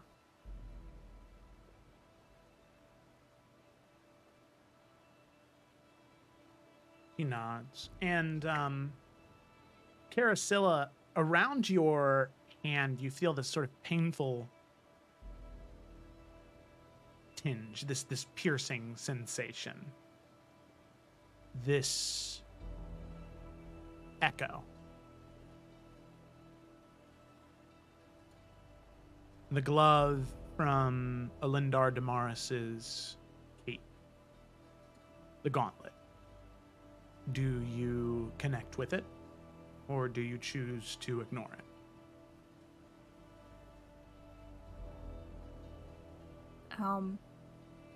Yeah, we'll connect. Okay.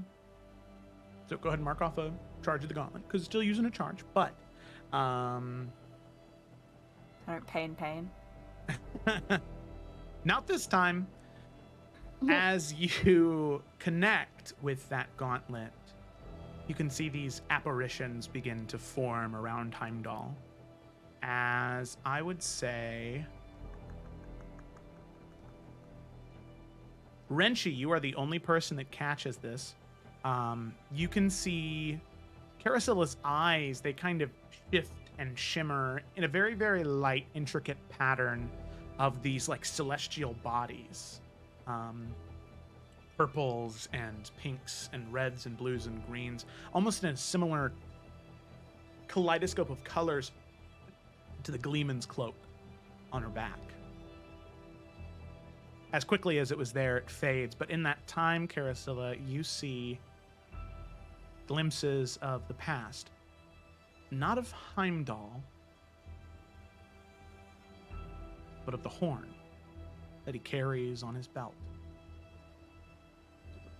You see these flashes, these images, misty apparitions. A great blazing brazier. A light illuminating a field of green. Bolts of thunder and lightning crash. The light dims, but doesn't fade. And the horn is no longer on his side. It's blurred. The misty apparition covers it up as if it's not there. It was taken. Bolts of thunder and lightning crash again. Ravens and crows caw and flap their wings around that spot where it once was as it reappears on his waist. You're not sure what the dreamy apparitions mean,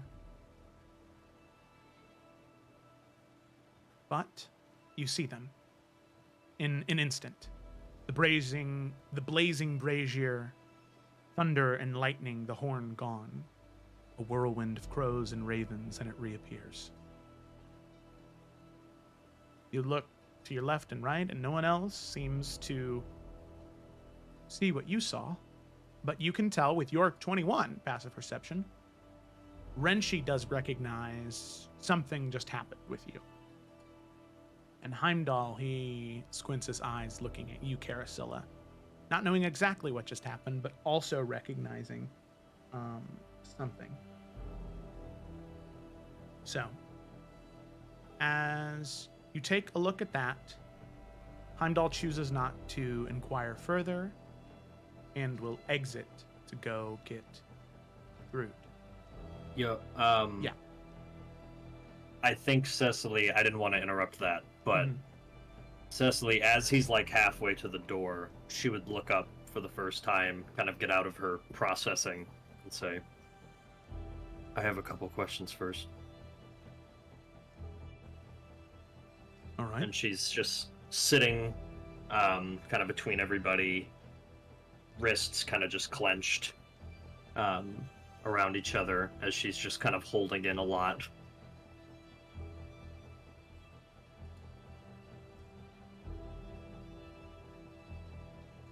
What is Odin trying to do?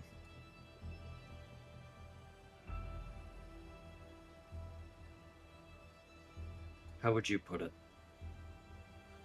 Everything that we've been through.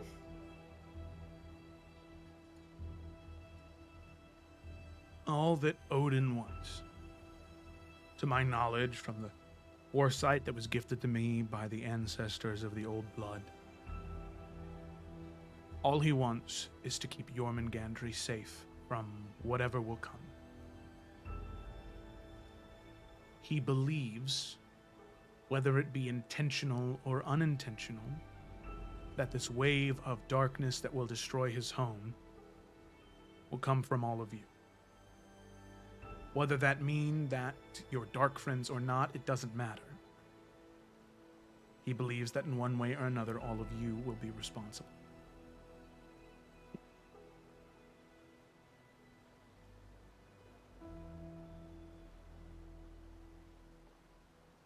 Does he still think I'm at the center of some prophecy? Have I not done anything to break it?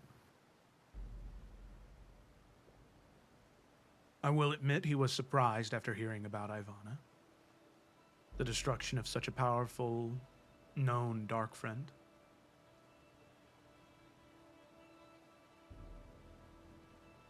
He reevaluates the prophecy now. He thinks that the child that was mentioned, perhaps it's not a literal child, but more of a metaphor. Children born of an extraordinary age.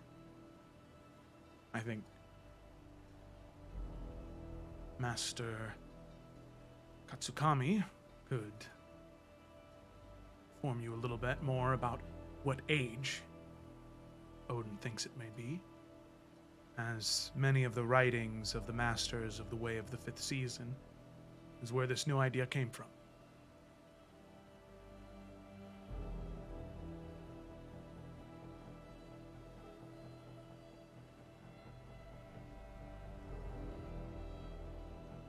Do you think he'd change anything? I think that if he had some sense of security, knowing that all of you would do everything you could to keep Jormungandr safe, bolstered by my credibility, I think he would. However, if I wasn't there,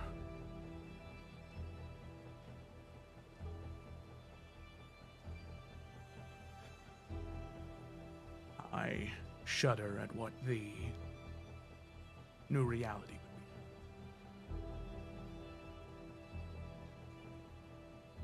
I more so meant, do you think he'd take back anything he'd done? Regret. No.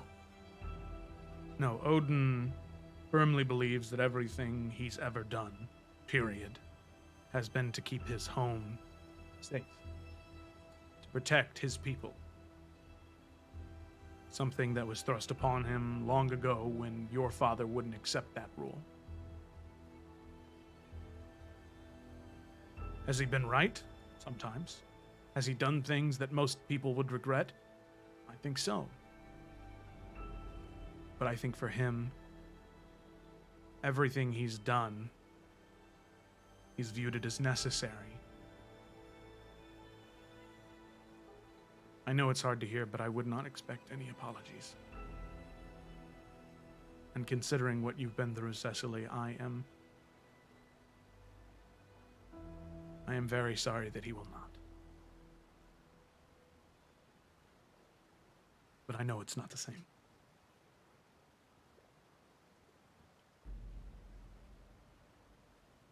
Last question then. If I'm gonna talk to Thrud, how does she feel about all that? Blood isn't always thicker than water, right?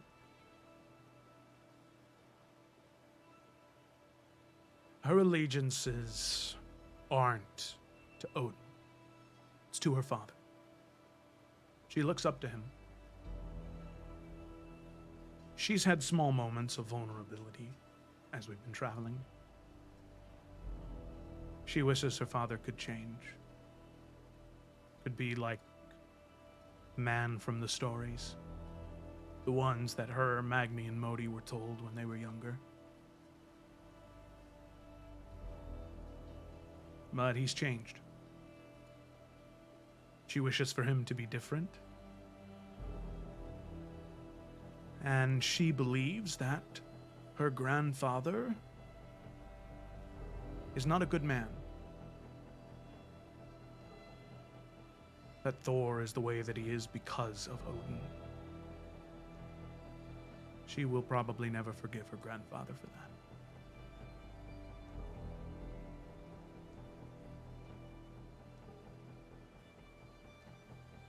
You see, there's sort of a realization on her face as she sort of leans back.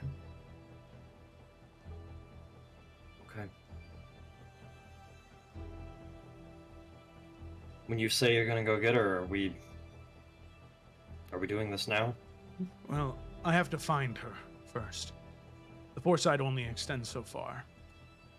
I will send a message when I'm on my way back, but Kazanaka is rather large. I would venture to say you have 3 or 4 hours before either one of us return. Good. If it helps you at all, she was near the bathhouse a couple hours ago. Yes, well, between you and me, I feel as though I'm going to need a little bit more time to mentally prepare for what may happen. But I promise I will keep on the lookout for everyone.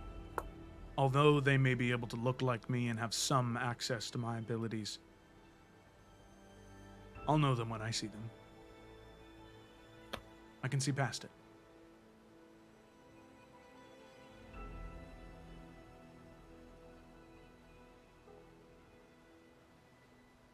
Thank you, Heimdall. Of course. Truly. Anything for an old friend.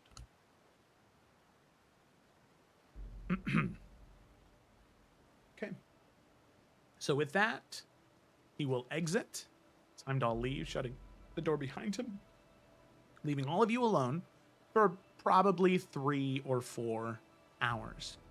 In this time, you can eat, you can drink, you can mentally prepare for what's going to happen. But if anybody has anything specifically, we're going to have to get to that after the break, because we're going to go ahead and take a quick 5-minute break. So we're going to be back at 37. All right. We got started a little late. So on the dot, 37. All right. Okay. So break time.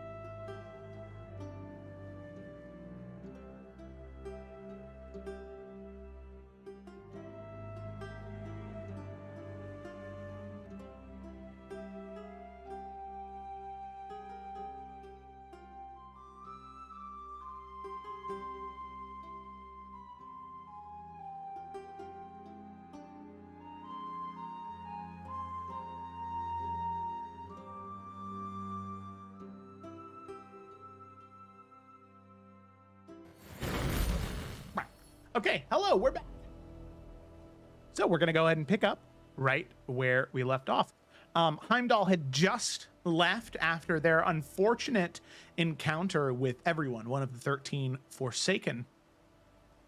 After a conversation with Heimdall about what would be best, the party decided that their best course of action was to try and end this conflict with Thrud at least now. So Heimdall left in order to go retrieve Thrud to have this diplomatic conversation now. However, before that happens, there is about 3.5 hours of downtime for the party as they grapple with a few things. A, how exactly they're going to handle this conversation. B, how many more of the Forsaken are woven into the plots that they currently find themselves in. And C, what is the fate of their Goliath friend, Keothi, as they now have some confirmation that she's most likely on a different plane of existence, potentially connected to everyone, shape-shifting Forsaken.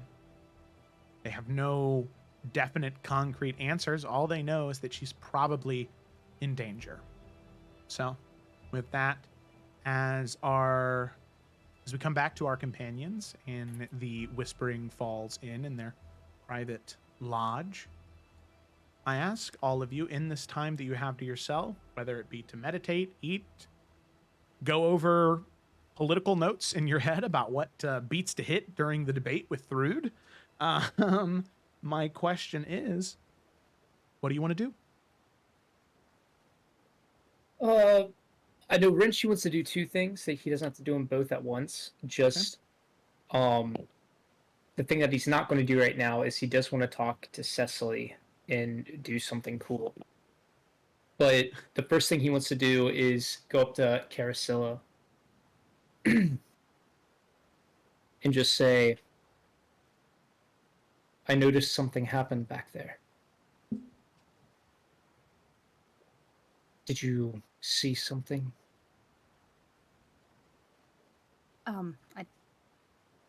I did, but I'm curious exactly what you saw, because I feel Heimdall saw it too. It was something with your eyes. They got glossy. It's almost as if there were stars or something was happening. But for Heimdall himself, he didn't see anything there. Maybe. I don't know if he saw what you saw, but he might have seen what I saw. Right. Admit, I hope it was. I know what you saw. I must say it's nothing incriminating. It's just the horn he carries. See, I suppose, the past of it. That Odin seemingly had taken it at some point. Worries me. So it was stolen.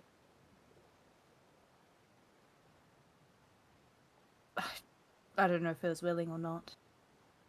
Heimdall works for Odin. It didn't seem to be any kind of struggle or anything. Just that it was there and then it was gone and then given back. Do you often have these visions? No. Visions like that is certainly a first.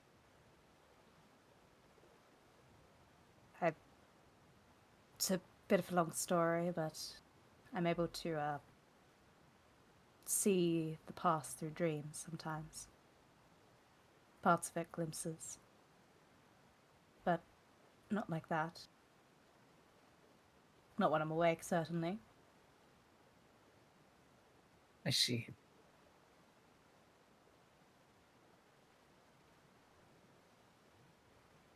I wonder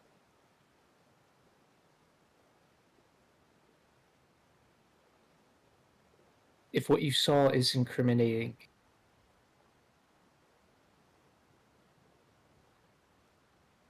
wondered what it means about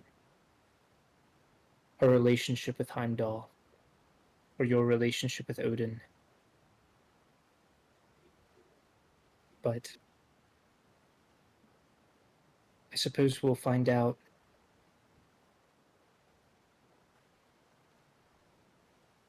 Suppose we will. I wouldn't be surprised if right, though. It was like it was begging for me to see it. I don't know why. As far as I'm concerned, we consider Heimdall a friend. Certainly seems as if Ajax has trusted him, still trusts him. From everything he said, it also seems like he's willing to believe us. Believe that we aren't what I suppose Thor is touting.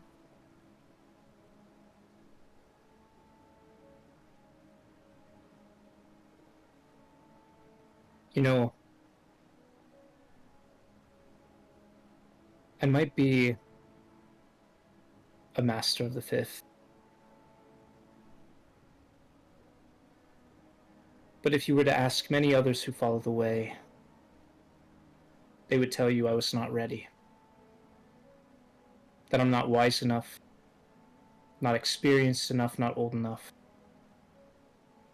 And in many ways, I agree with them.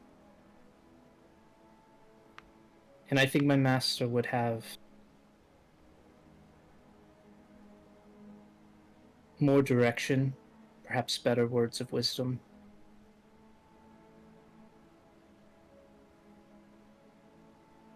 But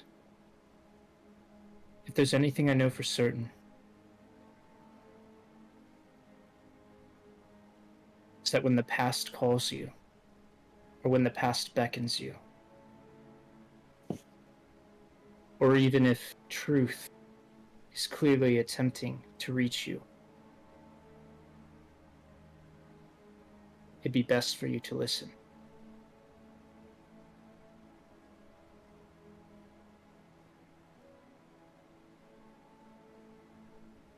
I think what you saw was important. And I don't think it's a coincidence that now is the time that you saw it and in this place. And I think we should seriously consider it moving forward.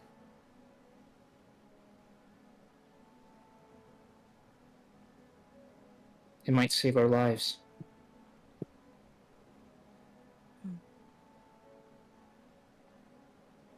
Someone claiming not to be wise, those are pretty wise words. But I think you're right.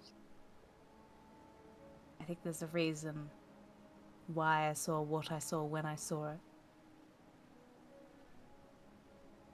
I don't know if it means that Odin is more involved, has more a hand over Heimdall than I guess we even assumed. I don't know. Just, I agree, it must mean something.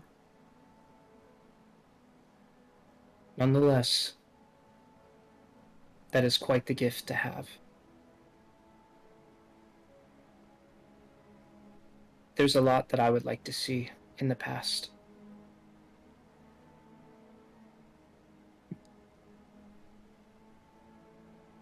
Well, I thought I would come over and ask. I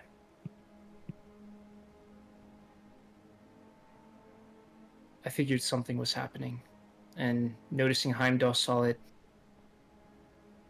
just wanted to make sure we're all caught up together and in sync. Of course. Sorry, it wasn't a bit more illuminating. Hopefully it's enough.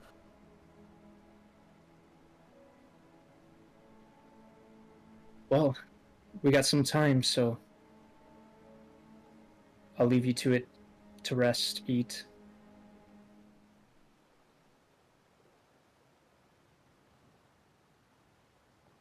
And yeah.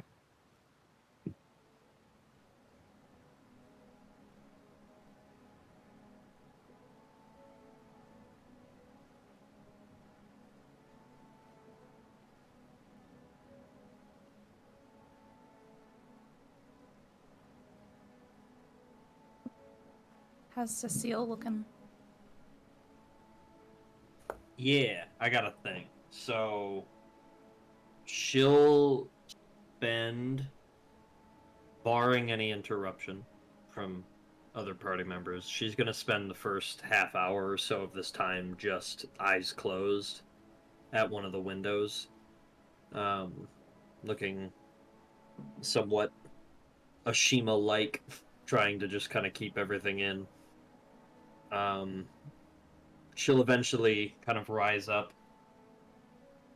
and she's going to go ahead and kind of turn to the whole group.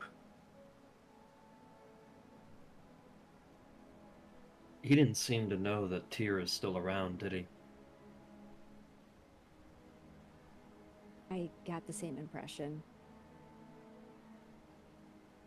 He's not saying he knows.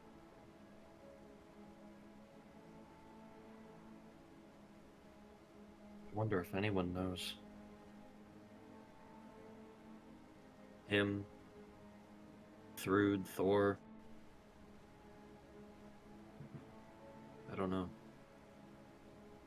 Is that something you both wanted to keep kind of on,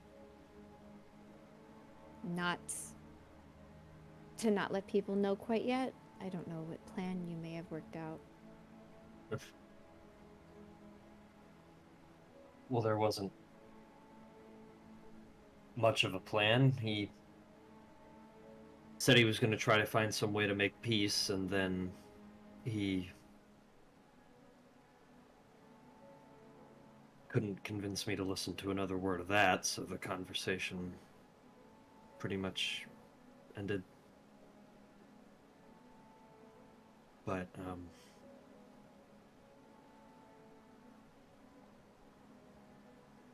okay, two things. One, while I'm gone, I want all of you to talk about if it would be smart to bring that up or not. I don't know. There's probably a lot of tactical angles or political angles. Maybe it'd be good if they knew. Maybe they wouldn't.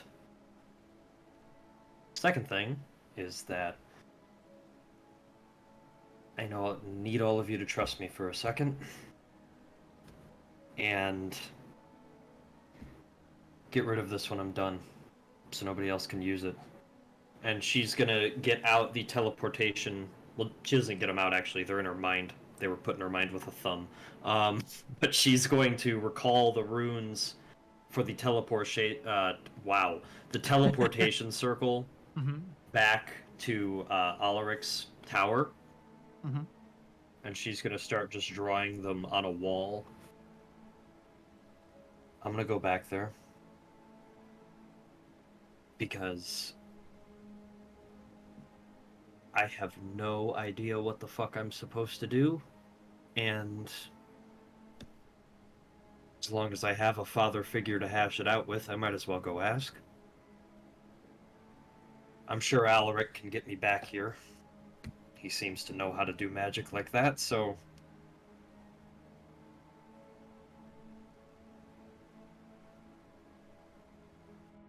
I know this is sudden and everything, and we don't like to split up and be alone, but I think I'll have a harder time talking about this if everyone's there, so can I just go do this? Can we be certain that you'd return first? Send a message before you leave, to Alric at least, that he'd be able to get you back. I think it's important that you are here for when Thrud comes back. The conversation that I think no matter how it goes, it's not going to work if I'm not in the room. Exactly, and so I want to check that your plan works before you do it. So you're not just trapped out in the tower. All right, well, you're the message one. Let me know what he says. And she's gonna just go back to drawing the Yeah. circle. I mean, she basically say what Cecily was planning to do, go talk to Tia, and will Alric be able to get her back? Yeah. Alaric would say, Yes, if she's going to come all this way, I suppose I would. I could at least do the favor of sending her back. Well, Cecily, before you go, we not only need to be sure that you can come back, but that the Cecily that we see come back is actually you. Right.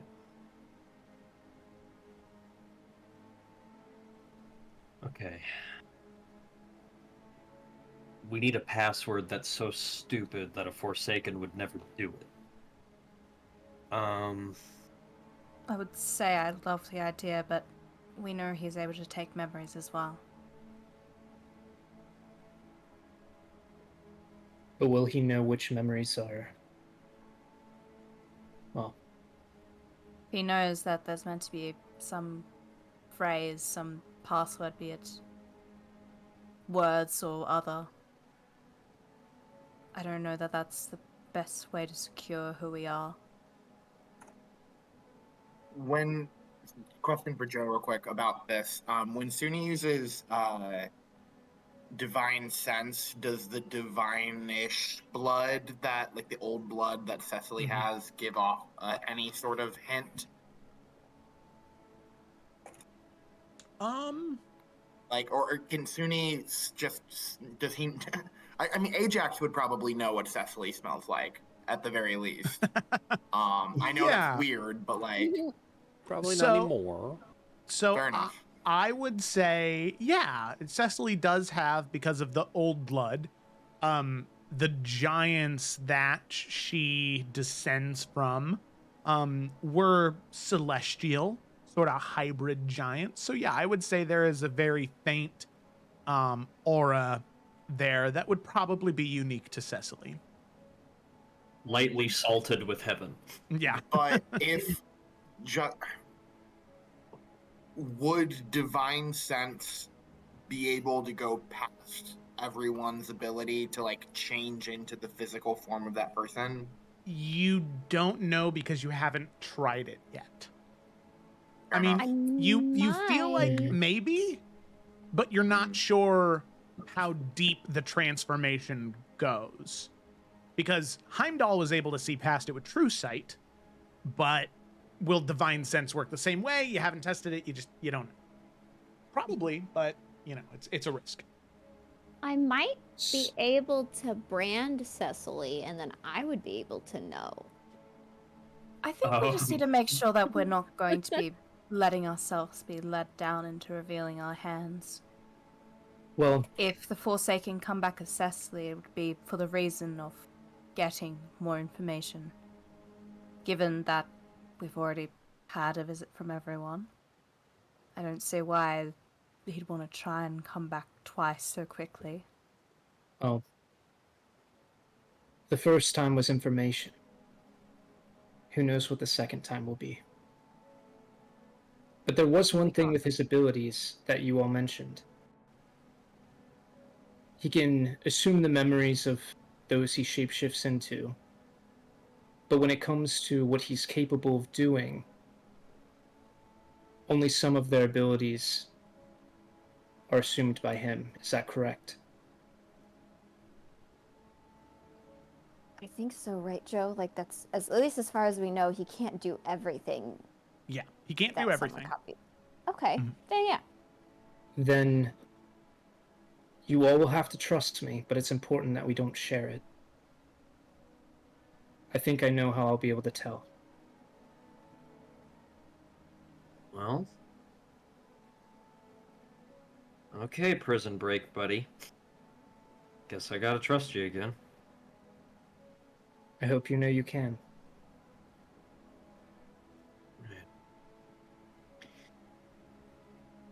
Well, if anybody has to say something to me and it can't wait 2 hours, say it now. I'm glad you're going to speak with your dad. I think that it is the best decision for you. As much as we can say, I'm sure everything will be a lot easier coming from him. Be safe.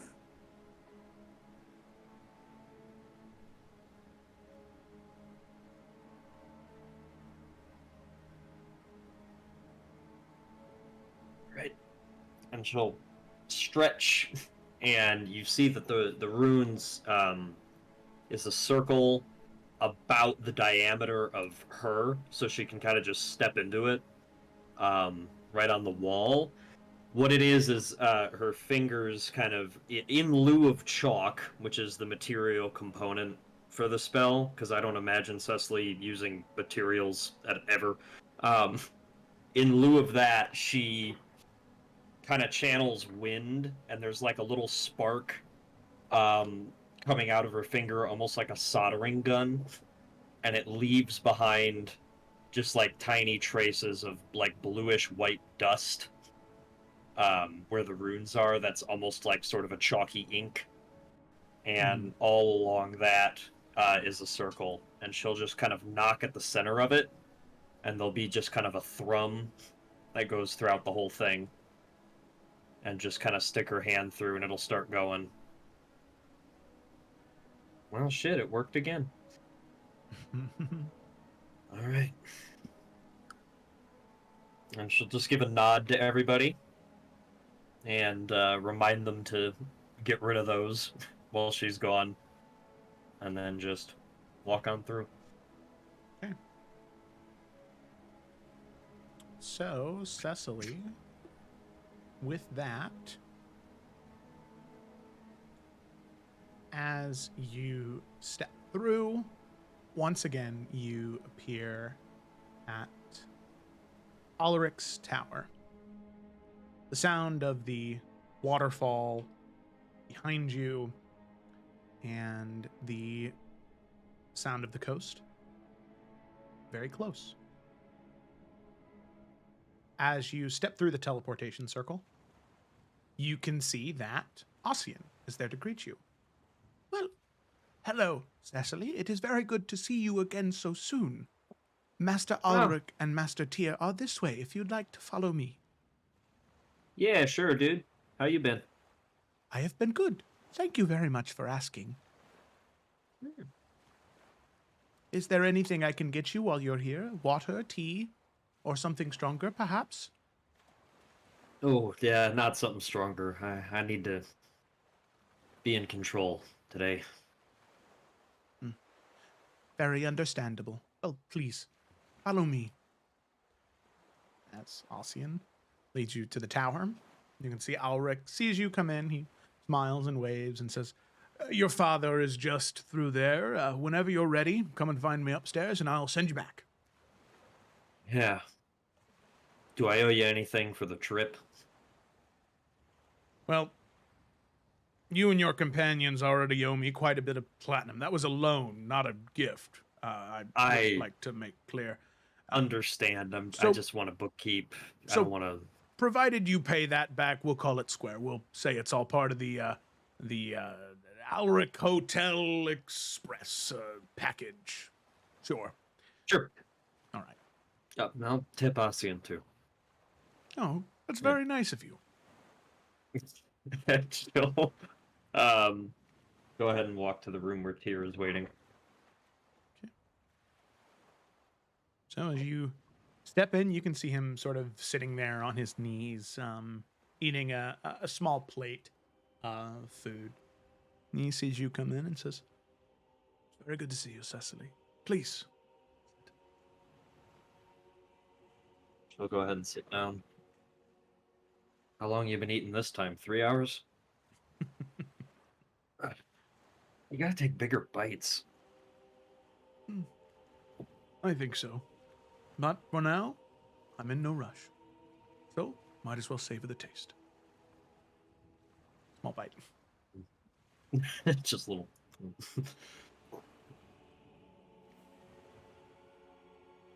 So, crazy few days.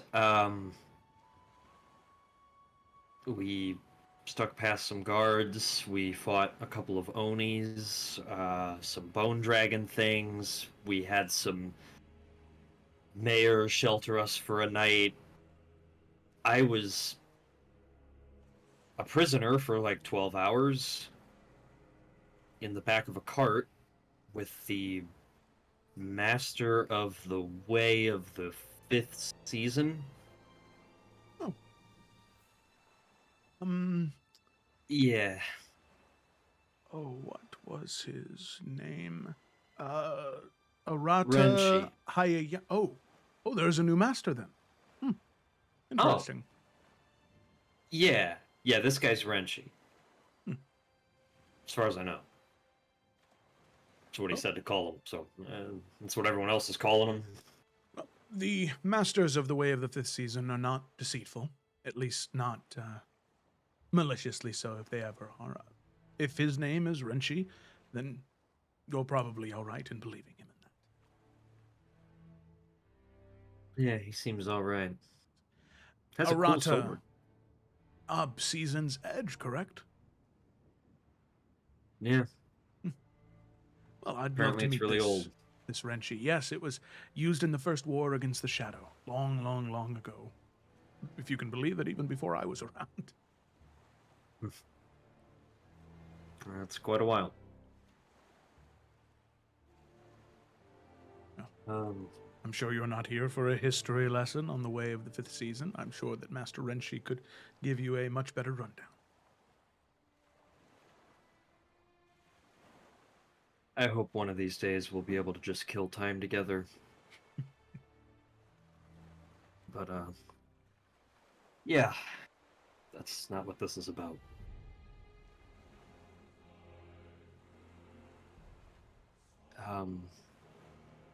Heimdall and Thrud are in Kazanaka right now. Mhm. And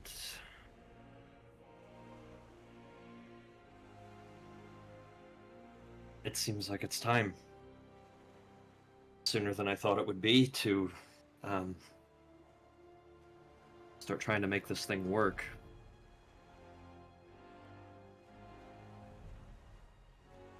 And I have no idea what to do.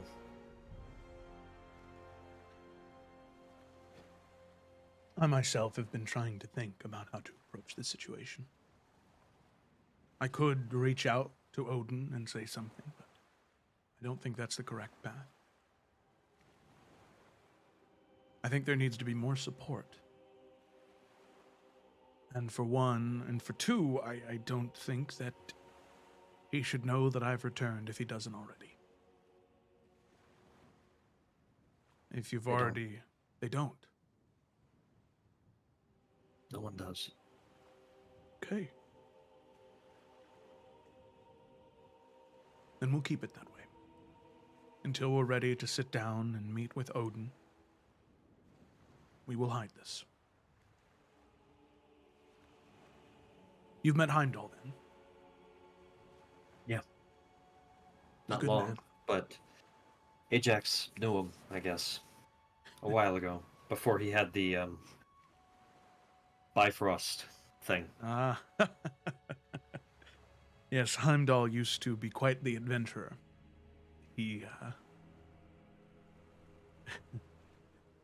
before he was tied at Odin's hip, he chose to spend time with individuals like me or Hrothgar, adventuring and helping out in the war against the Shadow where we could. Simpler days, but Heimdall is a good man. You can trust him. He never did anything to harm me. And I can tell you he had nothing to do with what happened to me or your mother or you.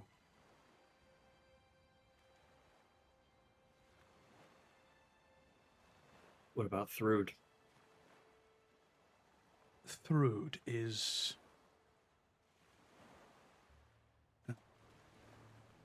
She is the youngest of Thor's children. Not that much older than you, honestly. Maybe 18, 19 years old.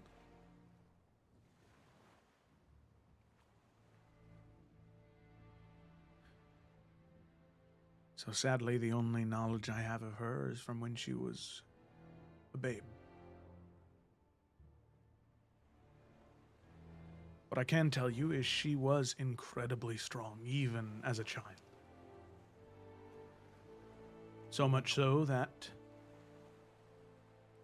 it was her second birthday, I think. I was presenting her a gift. She grabbed onto my finger and lifted me up off the ground. Her gift is not a connection to the storms like yours. It's the strength from her father that she has.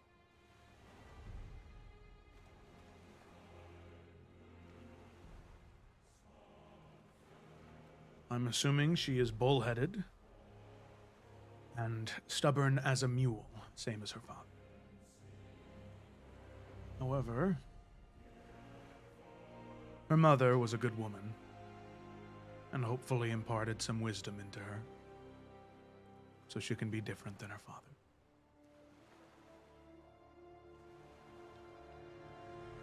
She's just another kid, then. Somebody born into this shit show. Exactly.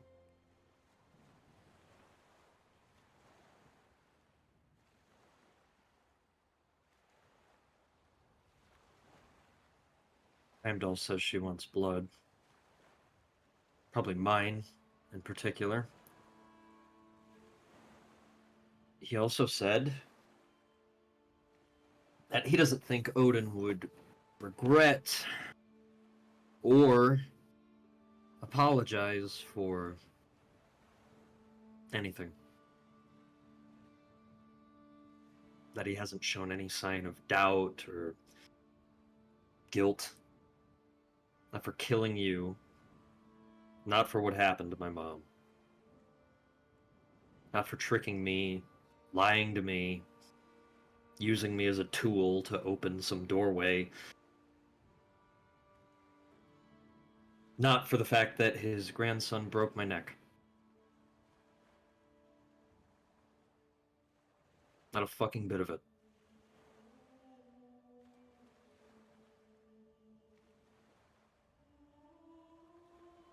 I can sit in a room with Brood and I don't know, maybe I can pull from my roots and convince her to team up with me and fuck with the headmaster, but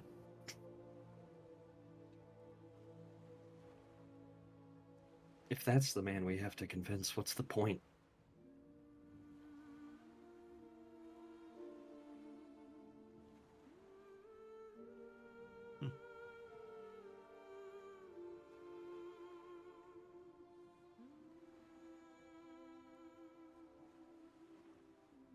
Odin, long ago, when he and I were still both young, I've said this before, but things were much different. The man I grew up with, the man I considered my brother,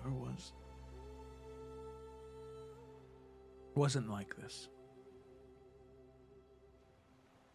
And I believe I've said this before, but I know that man is still in there. I know he's not too far gone yet.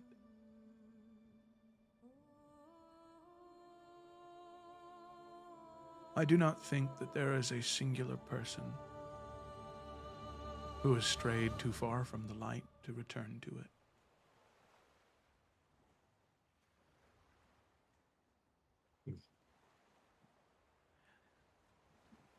Odin does what he does because he believes it's right, and no one has been bold enough to tell him he's wrong.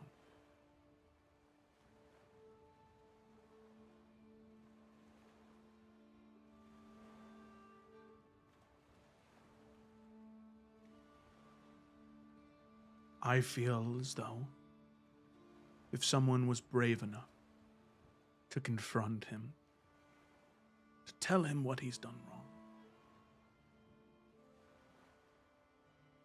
I feel as though he might believe it. He might finally see the truth of what he's done.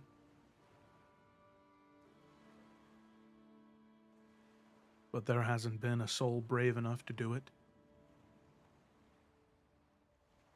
since I left Fjardalit.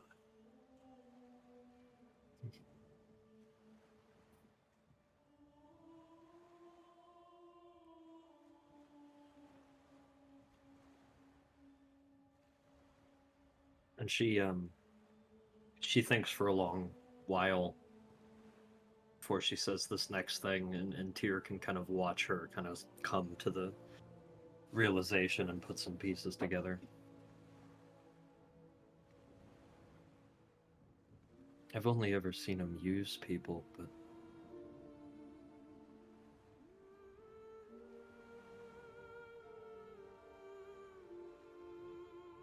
how did he feel about Mom?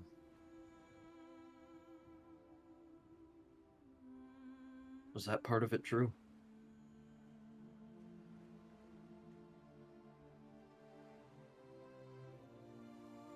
I think there was a great deal of jealousy there.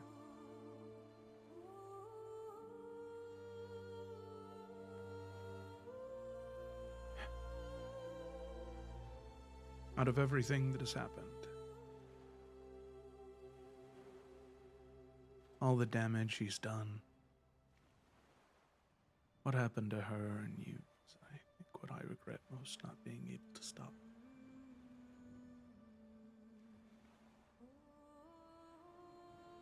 But, sorry, I believe his feelings were genuine.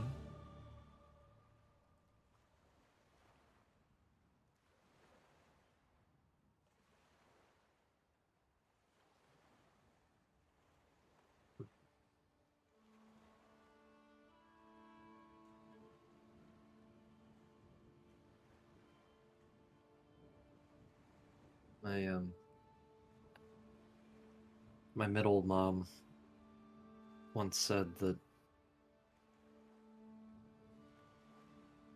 grief is usually just love that doesn't have anywhere to go.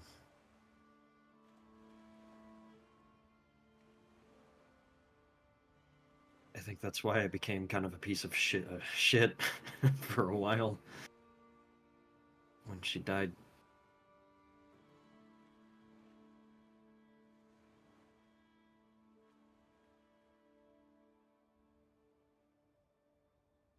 People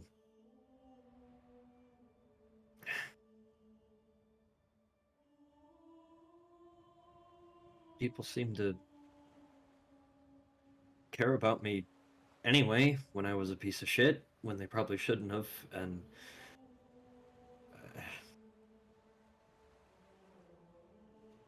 I know I didn't really deserve it. Still trying to make up for it.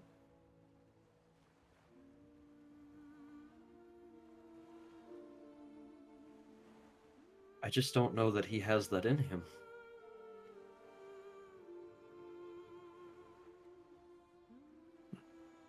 That if I accept all of the fucked up things that he has done to us, to everybody, if I give him something that he doesn't deserve, is he gonna change?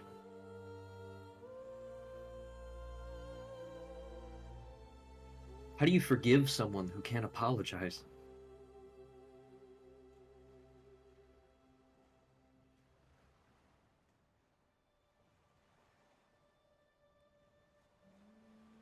It is one of the hardest things to do.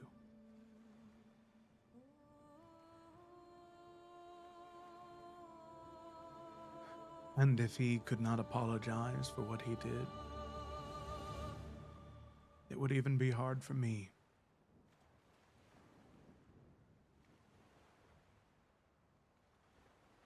But the harsh reality, Cecily, is that even though you are going to be one of the most powerful sorcerers that this world has ever seen, to bend storm and lightning and elements to your whim, when you reach my age, if you live that long, you could probably shatter mountains, create volcanoes, drain oceans. You could change the world with a snap of your fingers, but moving mountains is easy.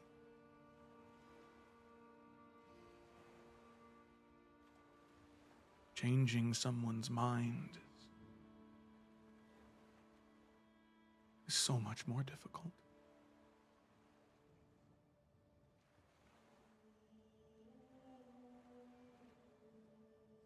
Odin may never see the truth of the harm he caused.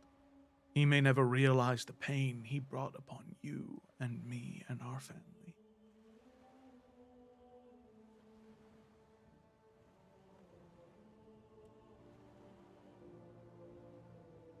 But if we linger on that pain, if we hold it close to our heart, it will gnaw away until we have no love left in us to give. To a degree, I believe that's what happened to him.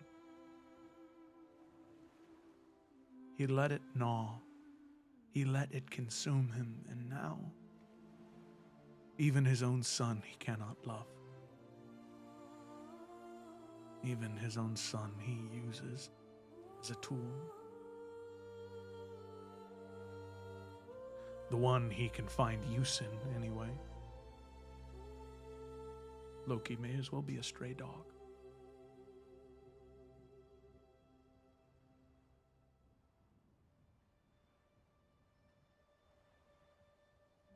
But what if, in a different life, in a different time, in a different weaving of the pattern, what if he chose to forgive? What if he chose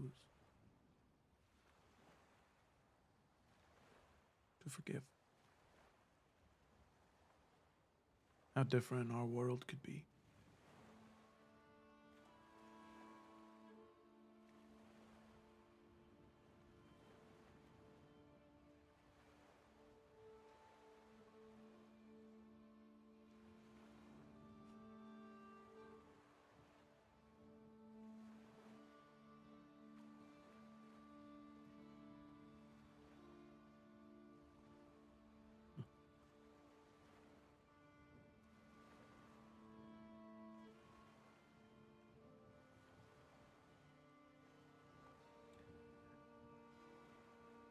I believe you are at an impasse. I know it. I can feel it. The choice you make in this next few hours will have a ripple on your life after the war against the shadow is done.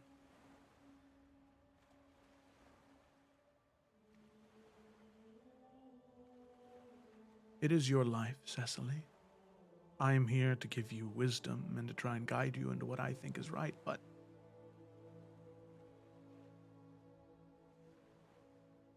no amount of wisdom can predict the future. So at the end of the day, you need to trust yourself and what you feel is right. Your heart, your mind will guide you true. You just have to listen and follow its lead.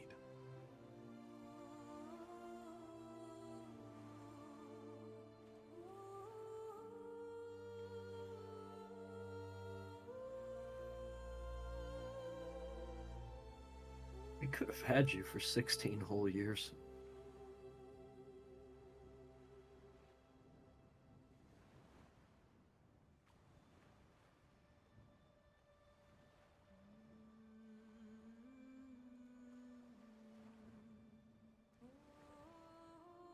And you can see at that he sort of gets up and moves around the table. And he'll place a hand around your shoulder, sort of bringing you closer into him. And he'll say, I may have missed those 16 years. But one thing he cannot take away from us is the next hundreds we have together.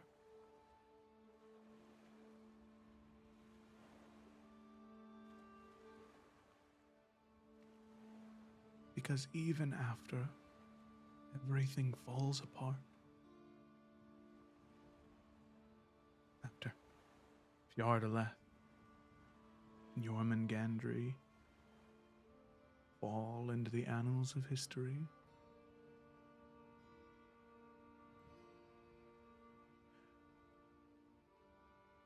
when everything you've known in this life fades away, and we retreat in the halls of Valhalla, we will still have each other. He cannot take that away from us. He cannot.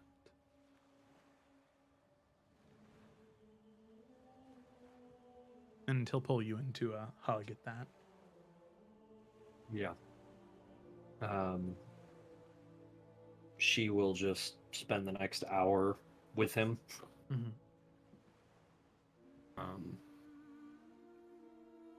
And she'll definitely start the hour with pretty all-consuming tears and just full-body grief.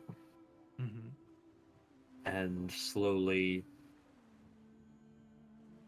as just the anger of it all shoots out, breath with breath, she'll eventually find a bit of a center. And in those last few minutes, she'll just be with him quietly.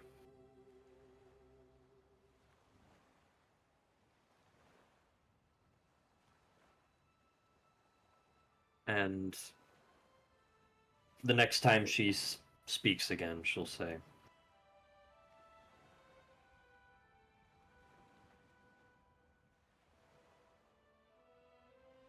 I think I need to get back now. It'd be really awkward if I showed up right in the middle of things, so... Well, I think there is something to say about showing up fashionably late to events, but I think you may be right. This may be one instance where you... Not this one. No, not this one. Well, good luck. And let your heart guide you. It always does.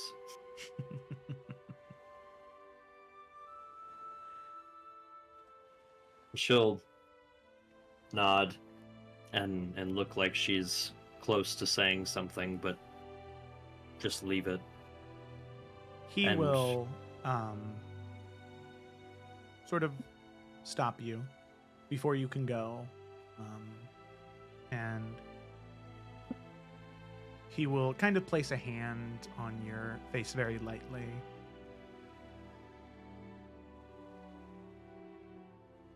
I know it has been hard. I know your life has been full of pain. So you do not need to say it. But I need you to know, Cecily, daughter of Tyr, that I love you very much. And I am so thankful that I get to be a part of your life. And before you can say anything else, he'll kiss the top of your head.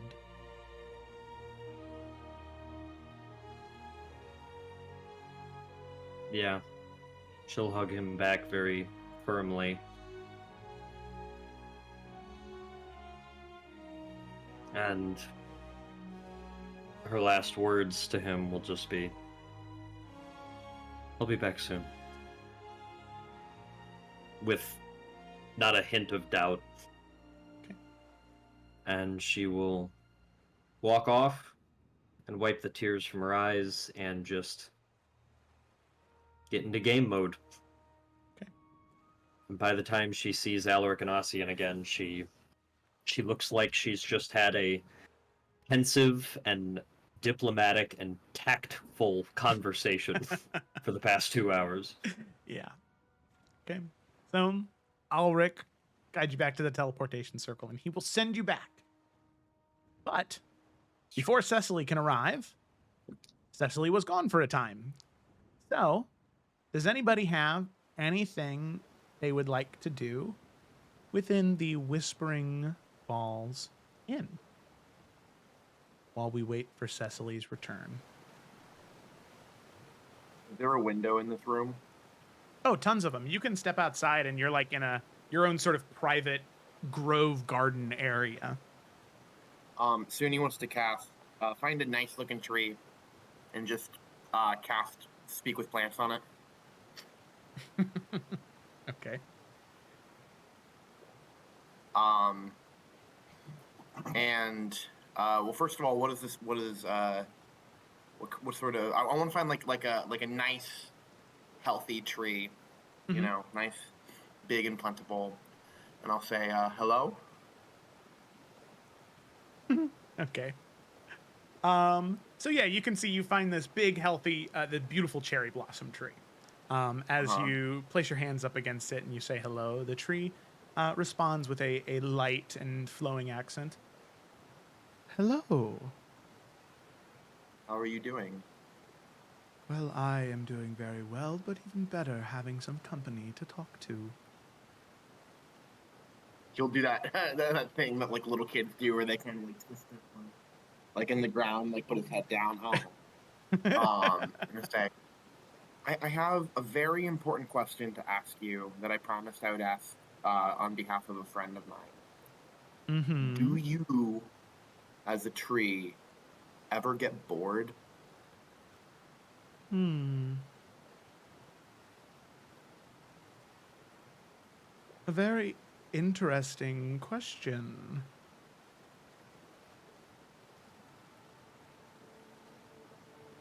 I think it is different.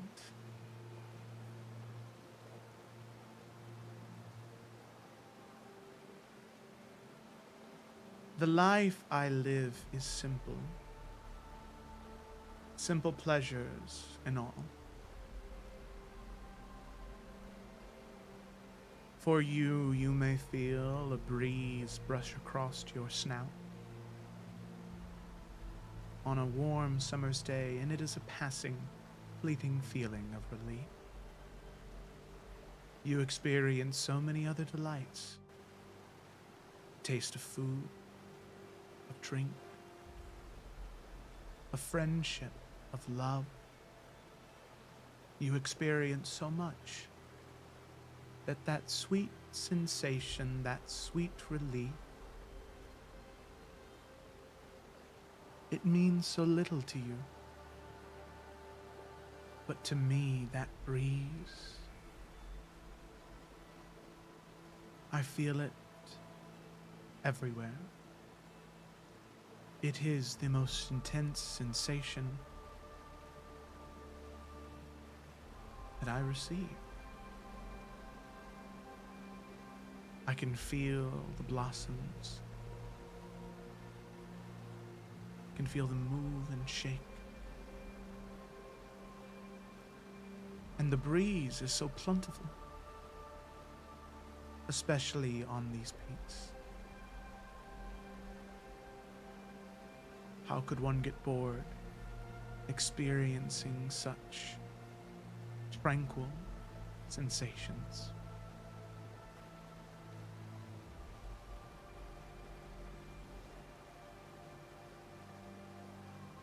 You have given me much more wisdom than I came in search of. Thank you. I'd like to take the time to enjoy the breeze more. To be rooted in the ground, but also in the sky.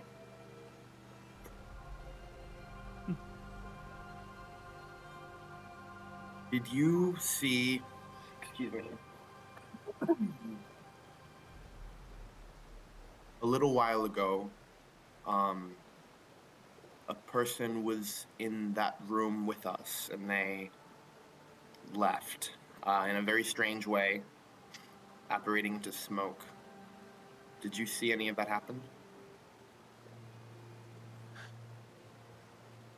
I could not see within that structure planks and boards assembled from my ancestors. The roots do not reach in there.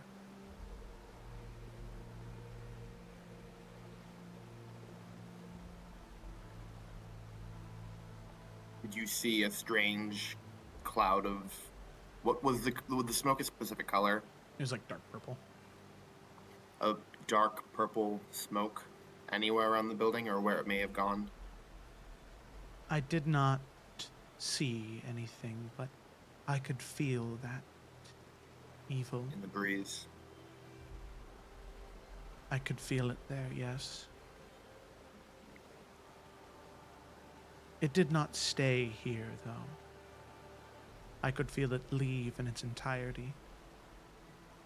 It was almost as though the roots began to rot from its presence. But when it left, I felt that relief. Wherever it is, I do not believe it is anywhere near me now. If I sense it again, though, I will use my petals to guide you to it.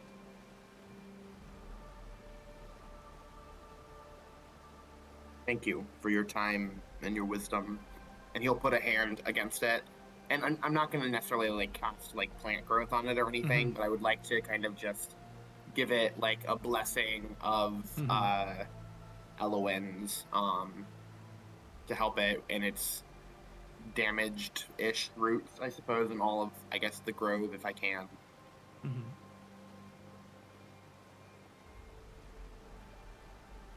You can see the some of the branches just give a little shake, as if there's more life in them than you anticipated from a normal tree or normal plant life in the area, or that you're used to. And it says, "Why, thank you, one touched by the Mother of Mountains. Your blessing is received graciously." And given freely.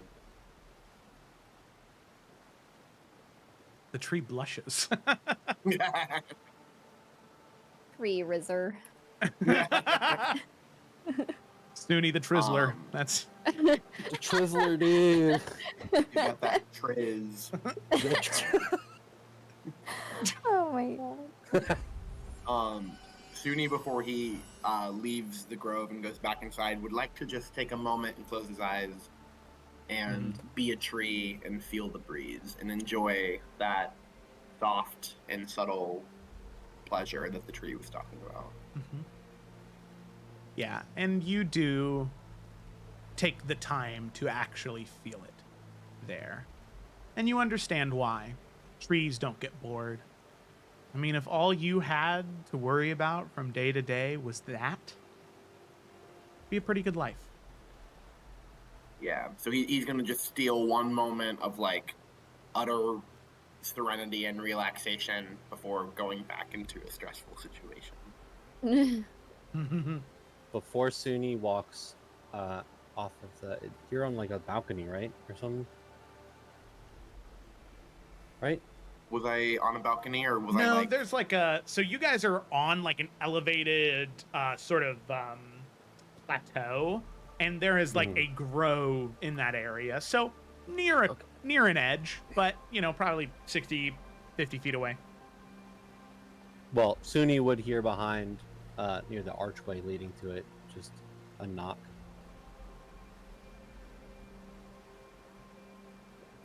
his eyes will open from his like moment in the breeze, and he'll turn and say, "I'm feeling the breeze. Would you like to join me?"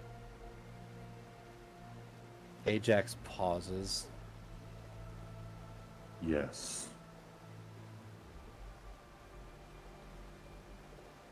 How is everything?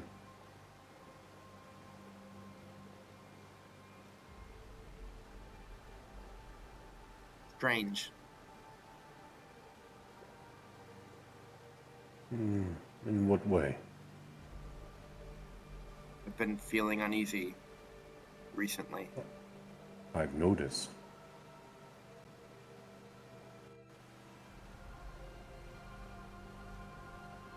Before you feel the need to explain, I'm coming to you, Suni, because I'm worried. And I care about you. And I've noticed recently that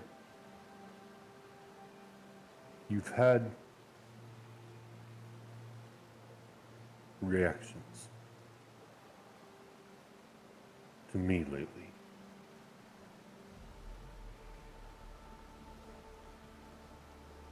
Is there anything I can do?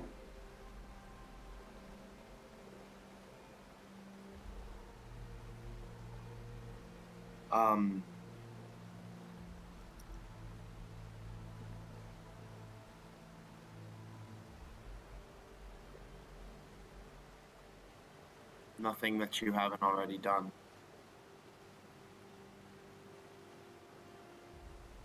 I want to take you for all of the words you've given us in the past few days, weeks, however long it's been.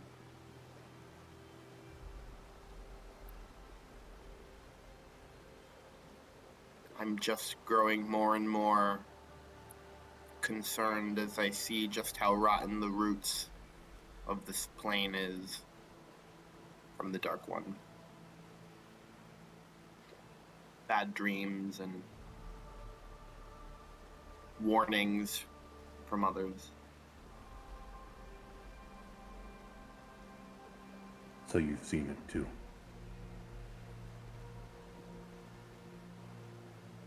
Makes I me sick. understand. I've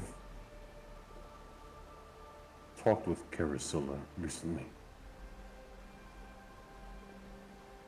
Something is going on. Beyond this form I hold of undeath. It was given to me.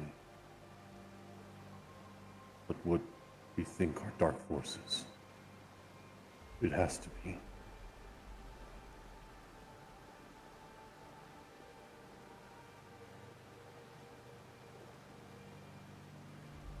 You said you've had dreams. Yes. In these dreams, they involve me. Sometimes. Bianca as well.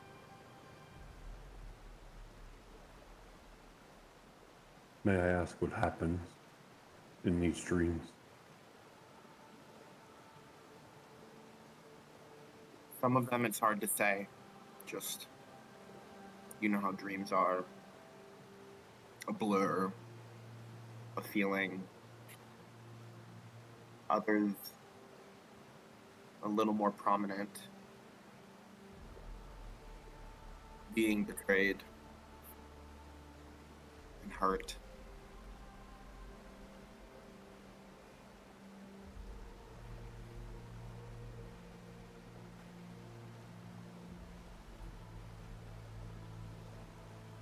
And I am the one betraying, hurting people.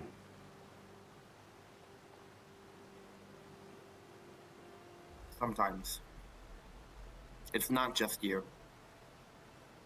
It's something that what's the name of the leader of God, my brain is farting so badly. The Order of the All-Seeing? Yes, the Order of the All-Seeing. What is her name? Her name is Liana. Liana? Liliana. See, I almost said that, and then I thought I was going to be wrong. Yeah, okay. Something that Liliana had said to me, too. About needing to do things on my own. I don't know. I'm just confused right now. And I don't want to be untrusting or ungrateful, but it's hard.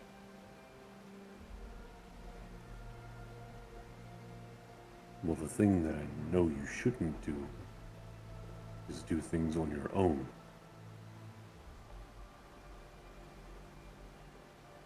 If you need anything, Sumi, we're here. And I know.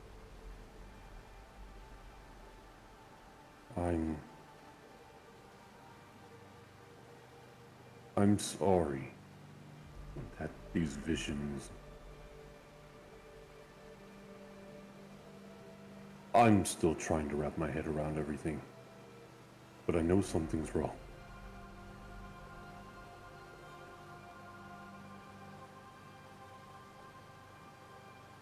Ajax, I don't want you to think that it's you that I I'm know. uneasy or untrusting with. I know it's not me. I know I'm good. And I want to do good. I know you are too. But we're all starting to see that there's something else. When we fought those dragons the other day, I had a feeling, kinship with them. Like we were one and the same.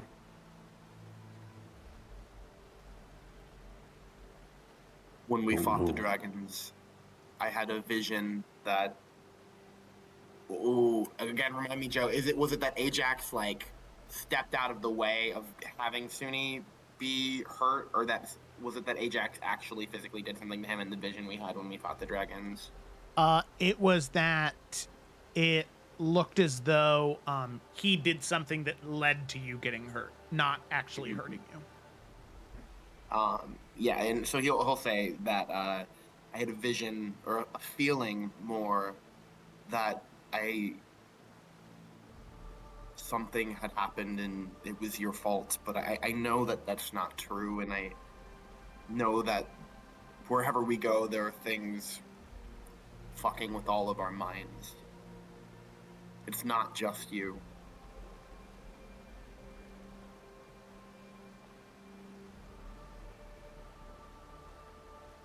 Can I ask a favor of you? Always. These continue. These visions, premonitions, whatever they are. Can you tell us when they happen? Try. That's all I ask. We can handle things better as a group. You do not need to carry this by yourself.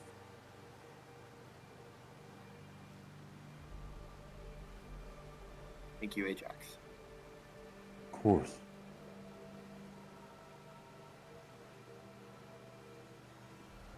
We're gonna make it through this, and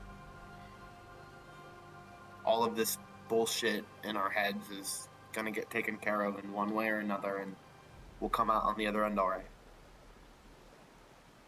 I agree. Now on to less dramatic matters. Were you talking to the tree?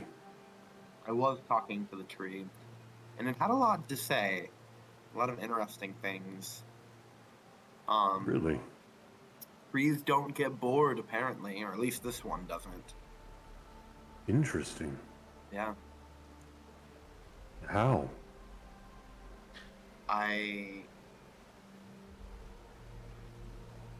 Were you about to say something, Joe?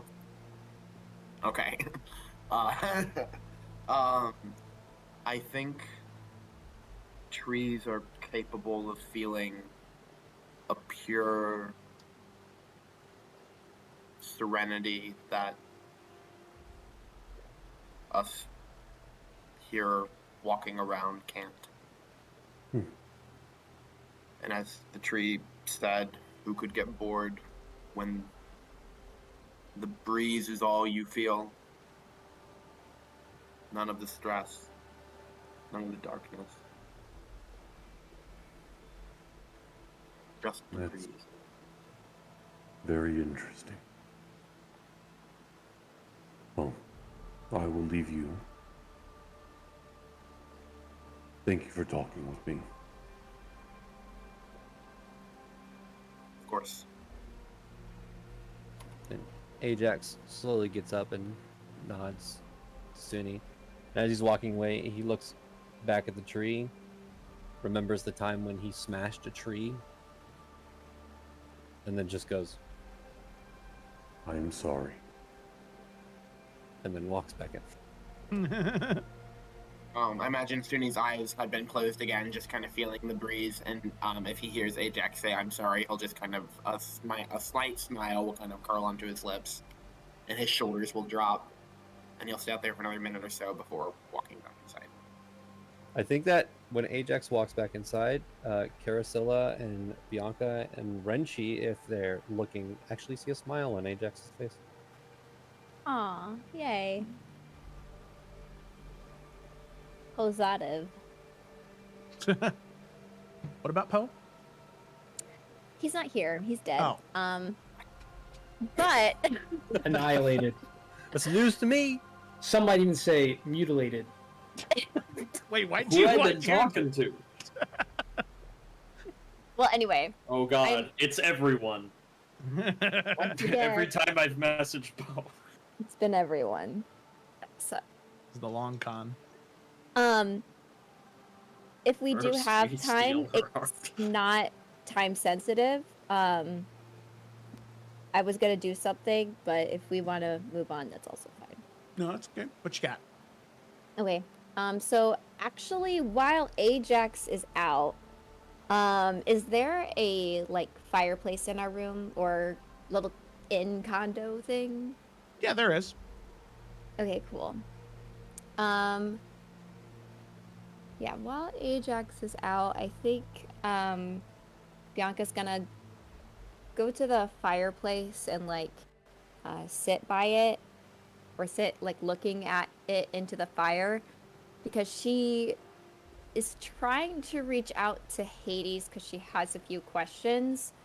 But she the reason why she goes to the fire is because she's like, I've never really communed with him. He's just kind of been there when it was important, and so it's like an attempt kind of thing. So she'll just I think connecting to the fire with her infernal blood and everything, and just kind of like focus on it, see if she can like enter maybe like some sort of like meditative state while gazing into the fire and like reach out to him. Okay. Yeah, as you reach out, you do feel a connection, but it is incredibly weak. As, just like he told you before you left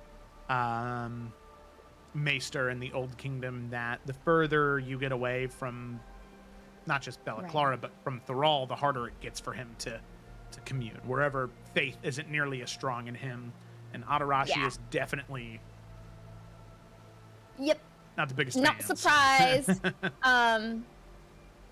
But yeah, once she like gets that little glimpse of a connection, I think she'll like grip tighter on the bow just to like hold on with every like everything she's got, and say, sorry, I just have a few questions. Some things have come up regarding some information I received, and I wanted to know if I could inquire.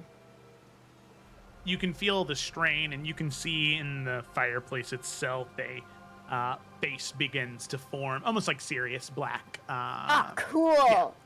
Yeah. His voice straining to maintain the connection. You can barely get what he's saying as it's jumbled with flame and smoke in these exhales as he begins to speak. Bianca, yes. I'd be more than happy to answer whatever questions you have, but I do not have long. This is quite painful to strain for. Oh. Sorry, keep this brief. Thank you. What do you know, or Hephaestus? Does he make mistakes ever when he's forging? Well, it has been known to happen, but mostly on projects where he can afford to make mistakes. He is a master forger of any of the items or components that we use. If it's an important job, he doesn't make a mistake. He would rather start over from scratch, even if it took him 100 years to remake it. And weapons that maybe were used by Ares would maybe be ones he'd restart, right? Well, things are complicated. Here, you have to understand. Hephaestus and Ares have quite a feud. Without getting too much into it, Ares is quite obsessed with Hephaestus's wife, Aphrodite. Oh my god. So much so that it is believed by many that the two are having an affair underneath Hephaestus. I know it's a lot to take in right now.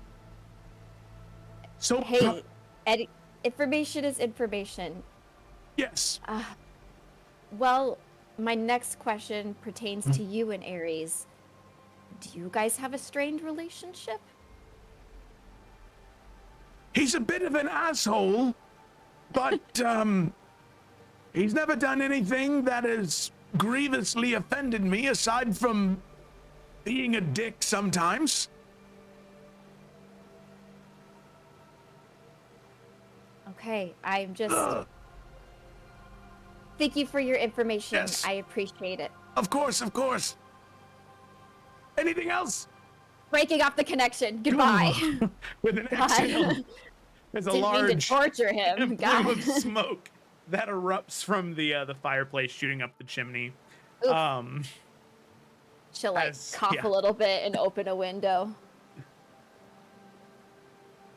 Were you hoping that no one was in there when you did that? No, I mean, I was just expecting the connection to be something. Maybe it looked like she was in a trance or something. So Okay. she wasn't trying to hide anything so- from Carcilla and Remchi. So they Yeah. just saw her talk to Flame and explode. Yep. Sorry, guys. Didn't think that was gonna go that. It's new. I have a whole. I don't know. And she's gonna just mumble to herself and then keep trying to air out the room. Does Ajax walk into that? I don't think so. Maybe. You were outside. You see a large plume of smoke come out of the chimney of the house, but you don't see that.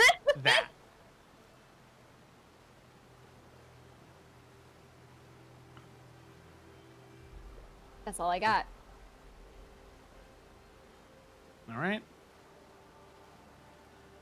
Cool. So, with that,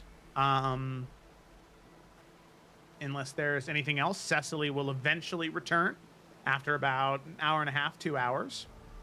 And Cecily, as you re-enter, generally near the same area where you had exited, thanks to Ulrich and his magical prowess, you reconvene with the party. How does what does it look like when Cecily comes back? So, yeah, you can see that the portal that opens, the teleportation circle that opens, is much different magic than what Cecily uses. Cecily, the sparks of lightning causing the portal to sort of rip and tear open. Alric's magic is quite flamboyant. There is like purple and gold filigree that begins to expand and etch into these interconnected, frilly runes that eventually begin to swirl open in this like circling portal as Cecily steps out. It closes in neatly on itself, as opposed to zipping back up like a zipper with what when Cecily exited. All right. So Cecily, as you come to, you are instantly face to face with the Renshi, who has a sword to your face. Okay.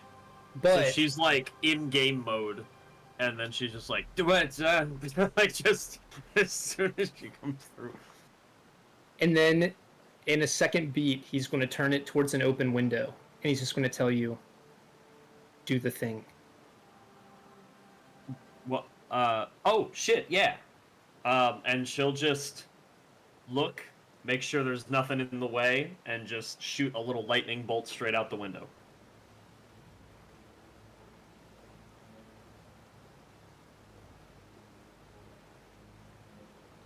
All right. Good enough, I suppose. Well, you were gonna catch it and do the thing, right? Yeah, but I thought you would, like, shoot it directly. I wasn't ready for it. Well, I didn't want to shoot you. I mean, Well, I thought You don't the shoot plan... me, you shoot the blade. Okay, good to know. I thought the plan we came up with during a little prison break is I shoot the lightning and you swing into it. Okay, What are we let's talking try about? that. Shh, let's All right. try it. No, let's try that. Yeah, yeah. I'm gonna try and swing into the lightning. Masterfully and coolly. Wait, in a cool way.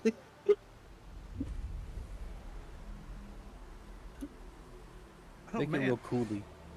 Okay, cool. Also, thank you to Fear SKG for gifting 3 subs. That's very kind of you. Thank you so much. Oh, sweet. Wow. What's up, dude? Wow, Thank you. thank you. Okay, so, yeah, as you do it this time, Renshi, you can see, as you catch it, you can see the lightning cling to the blade, begin to swirl around it, and as you swipe again, you create this arc-like beam that emanates from the blade, causing this wide slash that probably is about 15 feet in width. That would probably hit, 2 or 3 enemies. The thing. Yes, that was it. He's gonna sheath his blade. And you're right. See, that Forsaken would have known that, but he wouldn't have known it, you know? That's what I was thinking. He wouldn't have known it. Yeah. Italicized. Known it. Bianca, did he shush me? He did. I apologize. I get into a mode. It's fine. Anyways, Cecily, how are you feeling? Right, well, after that... I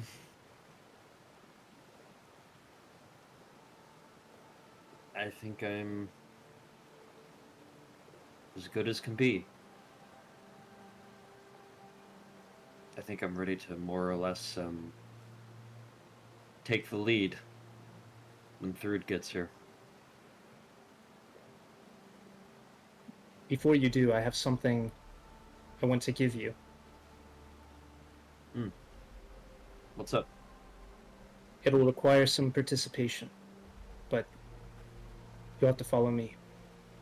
And Renshi will walk to the closest Uzumito shrine. Okay. Yeah. Cecily will look to the others, shrug, do the, like, cartoon walk with just, like, the... What am I referencing? I don't Somebody tell me. You know when the with the feet, like, don't worry about it. She's gonna just walk toward Renshi. That's gonna bother me all night. I'm thinking of a specific term. But she's gonna, yeah, she'll just shrug and walk toward him. So the two of you exit out of the small house. You cross this bridge that gaps the sort of waterfall and river that cascades down the karst. As you cross the bridge, there is a shrine dedicated to one of the primary deities, one of the four primary deities in Atarashi, Uzumitu. And as you cross, you can see this shrine. On this plateau, separate from the inn structure, there are these trees with deep red leaves, like maple trees, that brush in the wind. And you can see the shrine itself is a fountain, but it's a fountain that the waterfall kind of feeds into and sprouts out the water, cascading and sort of cutting up this plateau in different ways. An area to be connected to the deity known as the Sea Whisperer. This is a shrine of Uzumitu. He is one of the primary deities of this nation.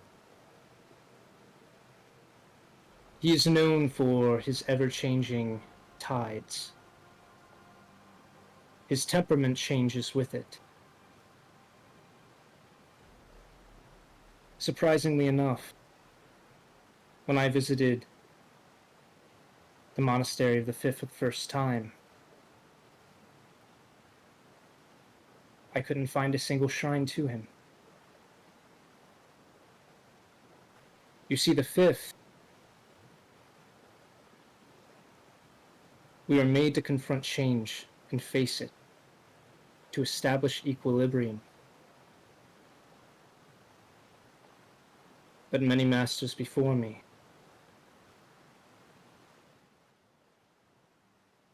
they couldn't quite embrace the ever-changingness of life. Or at least I saw it that way. It wasn't during my time in the monastery that I visited a shrine like this one. It was before then. When I was lost and young. And times were very hard for me. I did things I'm not proud of. In many ways I needed to. And I know this is very vague. But Uzumitu, I believe, was there for me. There's a ritual I would do at this shrine when I was about to face some hardships or the unknown. We believe, while his domain is in the changing of currents, the changing of tides, we also believe all water can be linked to the sea in one form of it or another.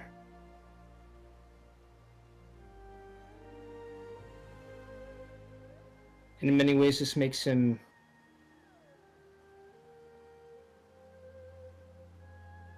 or at least grants him some sort of impact on us wherever we are. So Renshi is going to kneel around a little shallow part of the water of this fountain.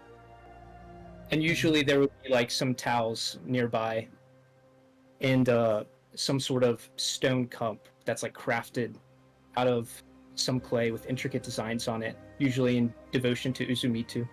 Yeah. And he's going to beckon Cecily to come kneel next to him. So you'll begin with your hands, and he's going to take his cup and he's going to pour it over his hands. And he's going to start washing them in the water. This is for all the things that your hands might make, the things they may grip, and the things they might release. And then he's going to take the cup again, and he's going to pour it on Cecily's hands.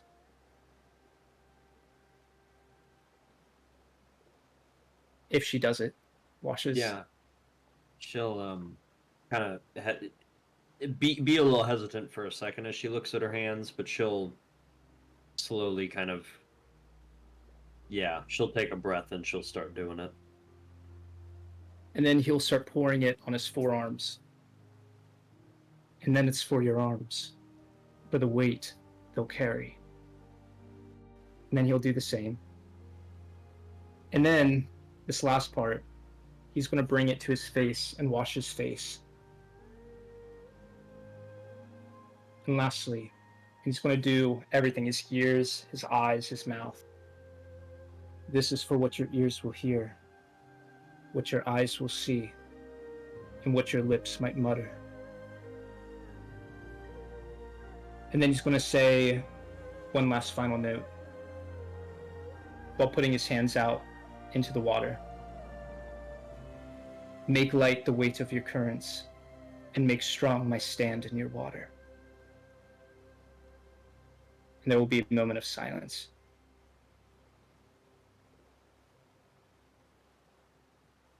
Cecily, you and your friends have been great help to me. And in you all I see much hope for my country and for the way. I feel I failed a lot as a master.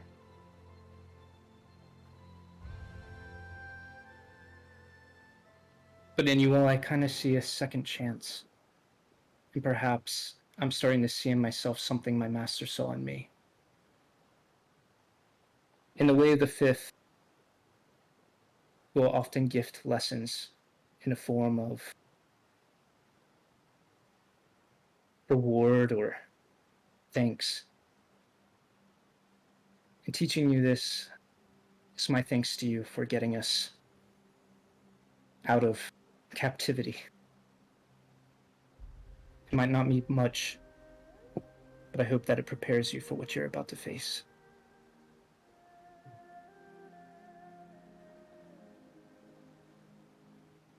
I think it will.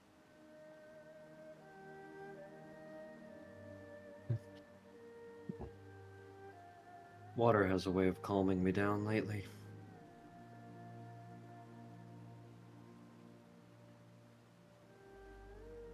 It's amazing how much water actually connects us all.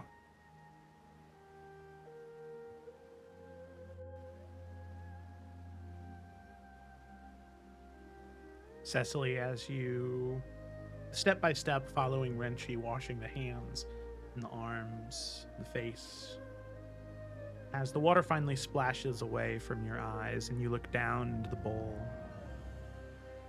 you feel connected to water.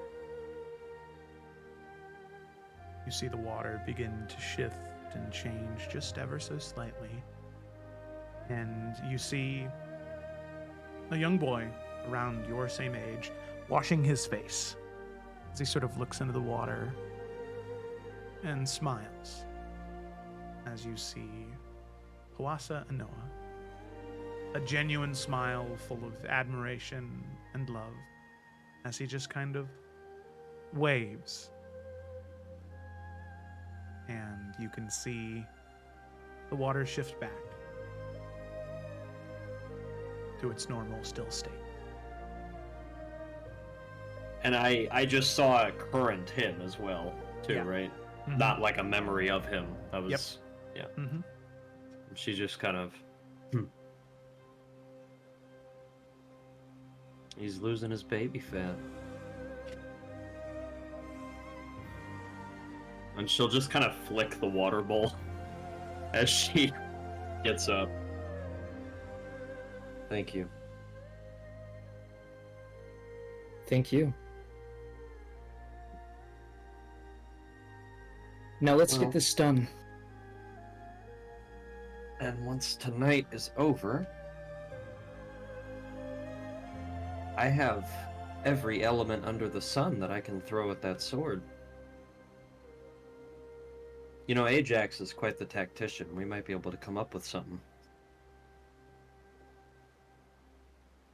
I've been hoping to talk to Ajax a little bit more might be a good opportunity. Well, all right then.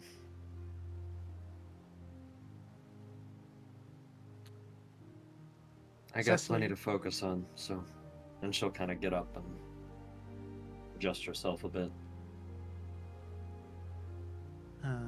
As you begin to walk away, Cecily, Renshi, do you stay by the shrine or do you get up to leave as well? I'm actually going to stay. Okay.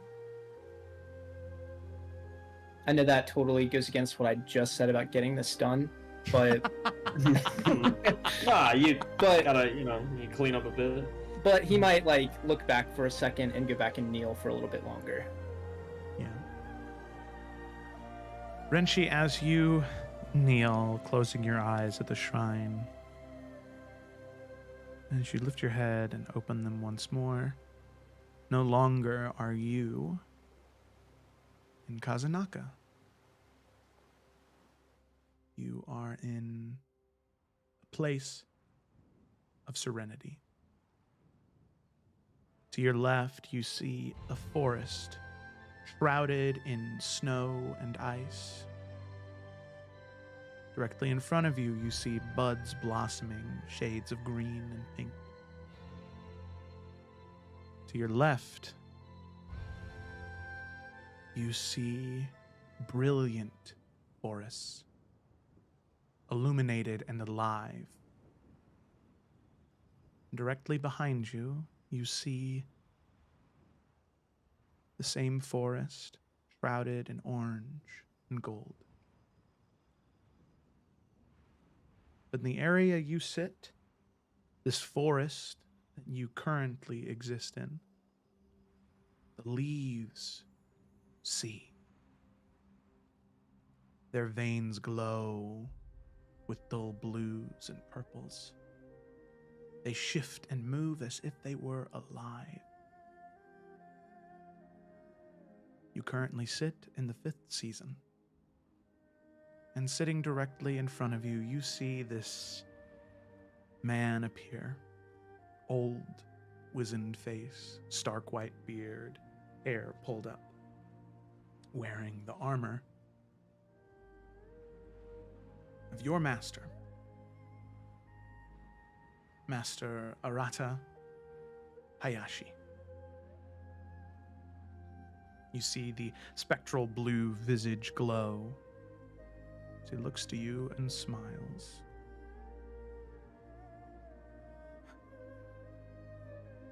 My brightest pupil. I see that the way of the 5th does not simply contain you anymore. You have finally left that monastery.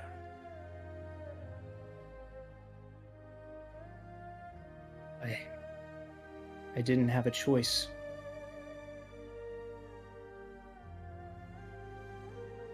It didn't feel like it was containing me.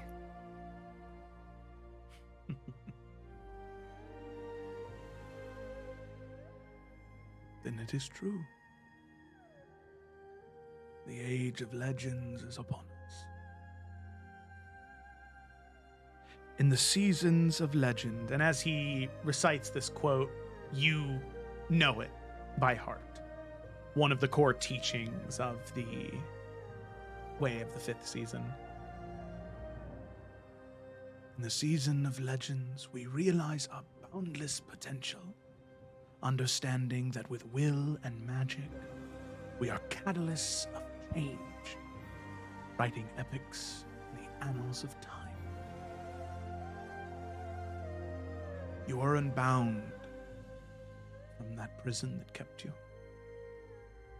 The monastery is a place of learning, of reflection.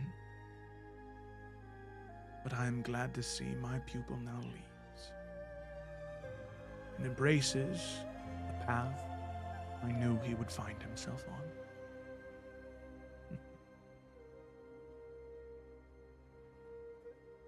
I'm not going to lie to you, Master. This isn't the path that I thought I was meant to go down.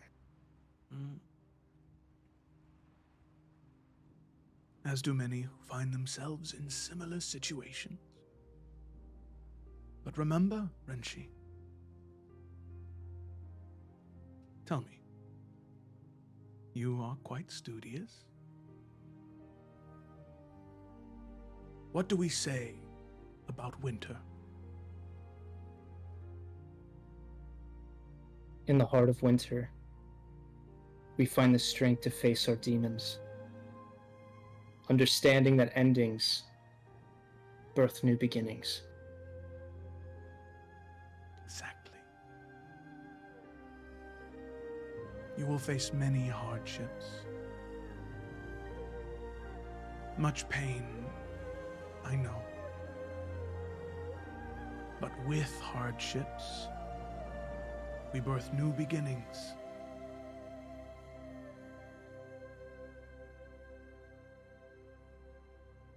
With winter comes spring. And in spring, what do we find? Spring teaches us that every dawn brings a chance to rebirth our dreams, rekindling the embers, hope, and wonder.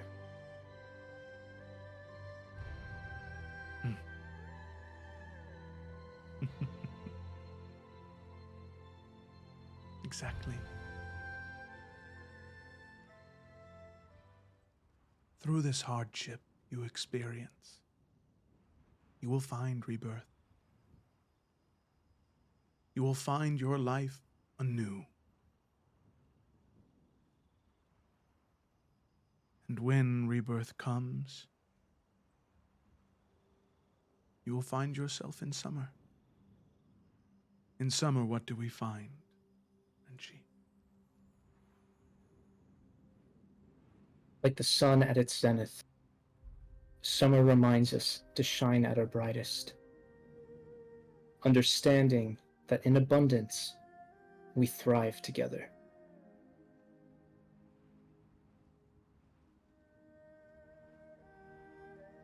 But Renshi, after summer, what do we find?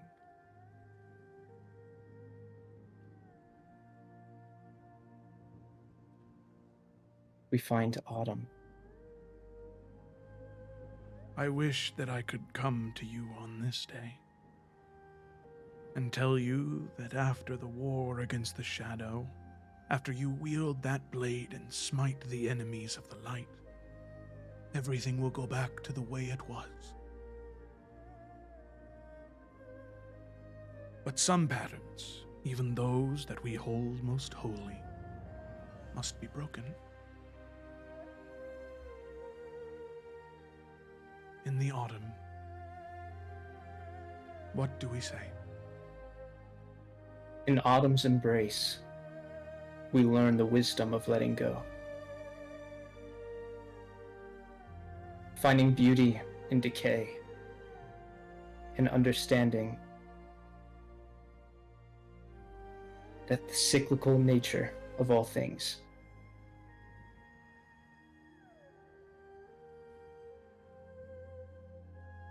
The wisdom letting go. The way of the fifth has guided us for thousands of years. But now,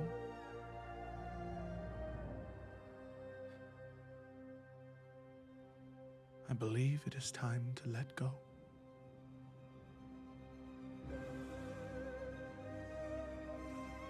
Do not hold yourself to the ways of the fifth.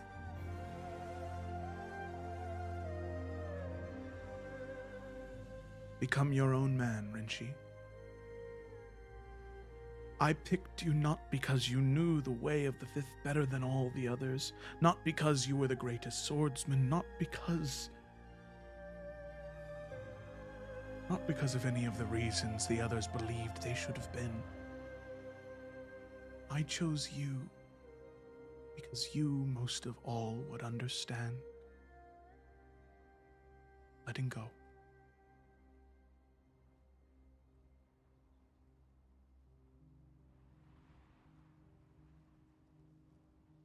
Whatever you do, Renshi, I have great faith that you will become a great leader, a great master. But I believe that the truth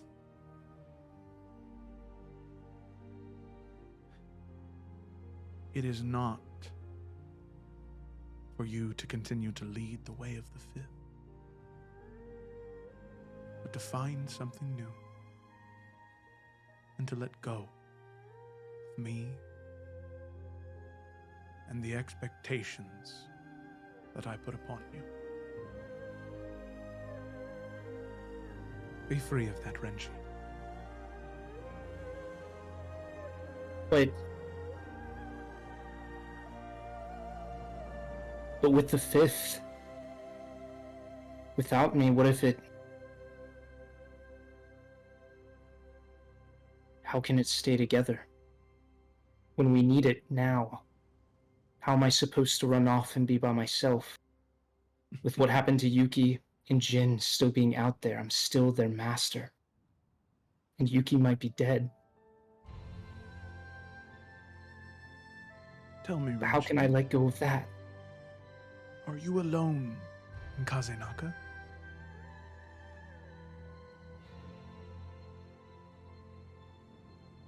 No, you are not. Were you alone when you were captured? Were you alone when you broke free? Were you alone when you showed that young girl forgiveness and clarity?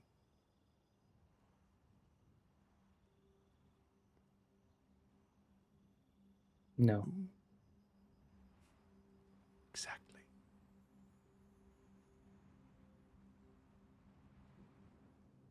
The way of the fifth teaches us, in some ways, that loneliness, that solitude,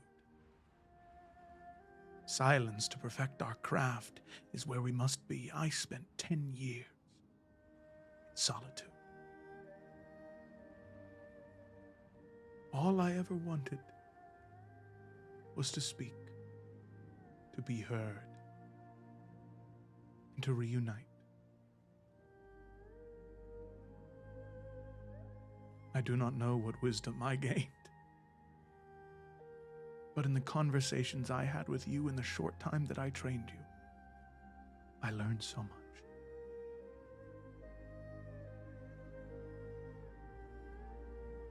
You are not alone, Enshi Katsukami. Never again will you be alone.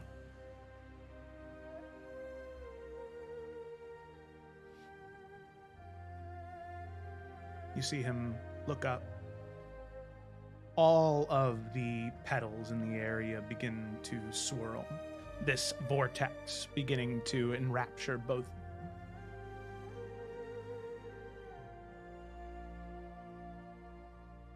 Let the seasons guide you, Renshi, but know that they no longer own you. You are free of that burden. Do what you must, not what you feel you need to do. Renshi, with that, you see the leaves swirl around the both of you, and you can see that wispy old man begin to fade away like smoke on a windy day.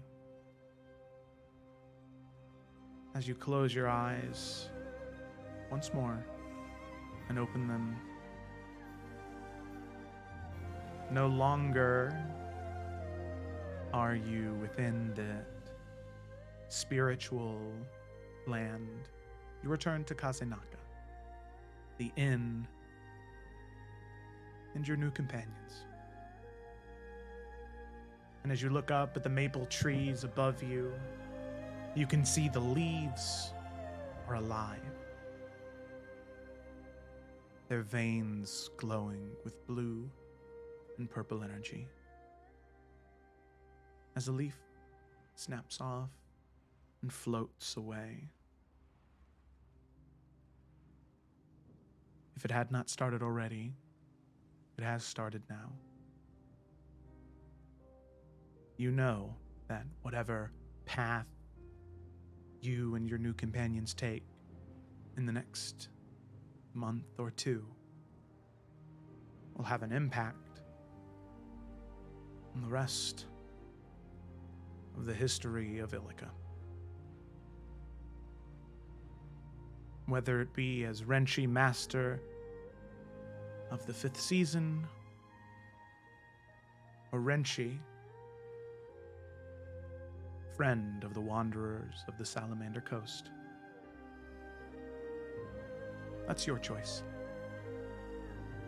And on that note, that is where we're going to go ahead and end tonight's session. Woo-wee. Wow. So, thank you so much for watching, everybody. Hope you enjoyed. I know I did. It was such a friggin' fun session. So thank you so much for tuning in. Really appreciate that. Love seeing all the people around. That was very nice. Be sure to tune in. Not tomorrow. There will be no Tales of Everin tomorrow, but Saturday for the Isles of Iverion. Be a big session, as sadly, just due to scheduling conflicts and things, next Saturday will be River or Eurydice's last session. So be sure to tune into that so you can see the heartfelt farewell between Eurydice and the Forerunners of Fate, as well as some. It's going to be a roller coaster because there's going to be some crazy combat in the Nine Hells. Really just going all over the place with that one. And then, of course, next Tuesday for the Adventures of the Salamander Coast, as we may have a diplomatic showdown with Thrud, or we might have a bit more of a physical one. We'll just have to see what happens. So thanks for watching, and we'll see you next time.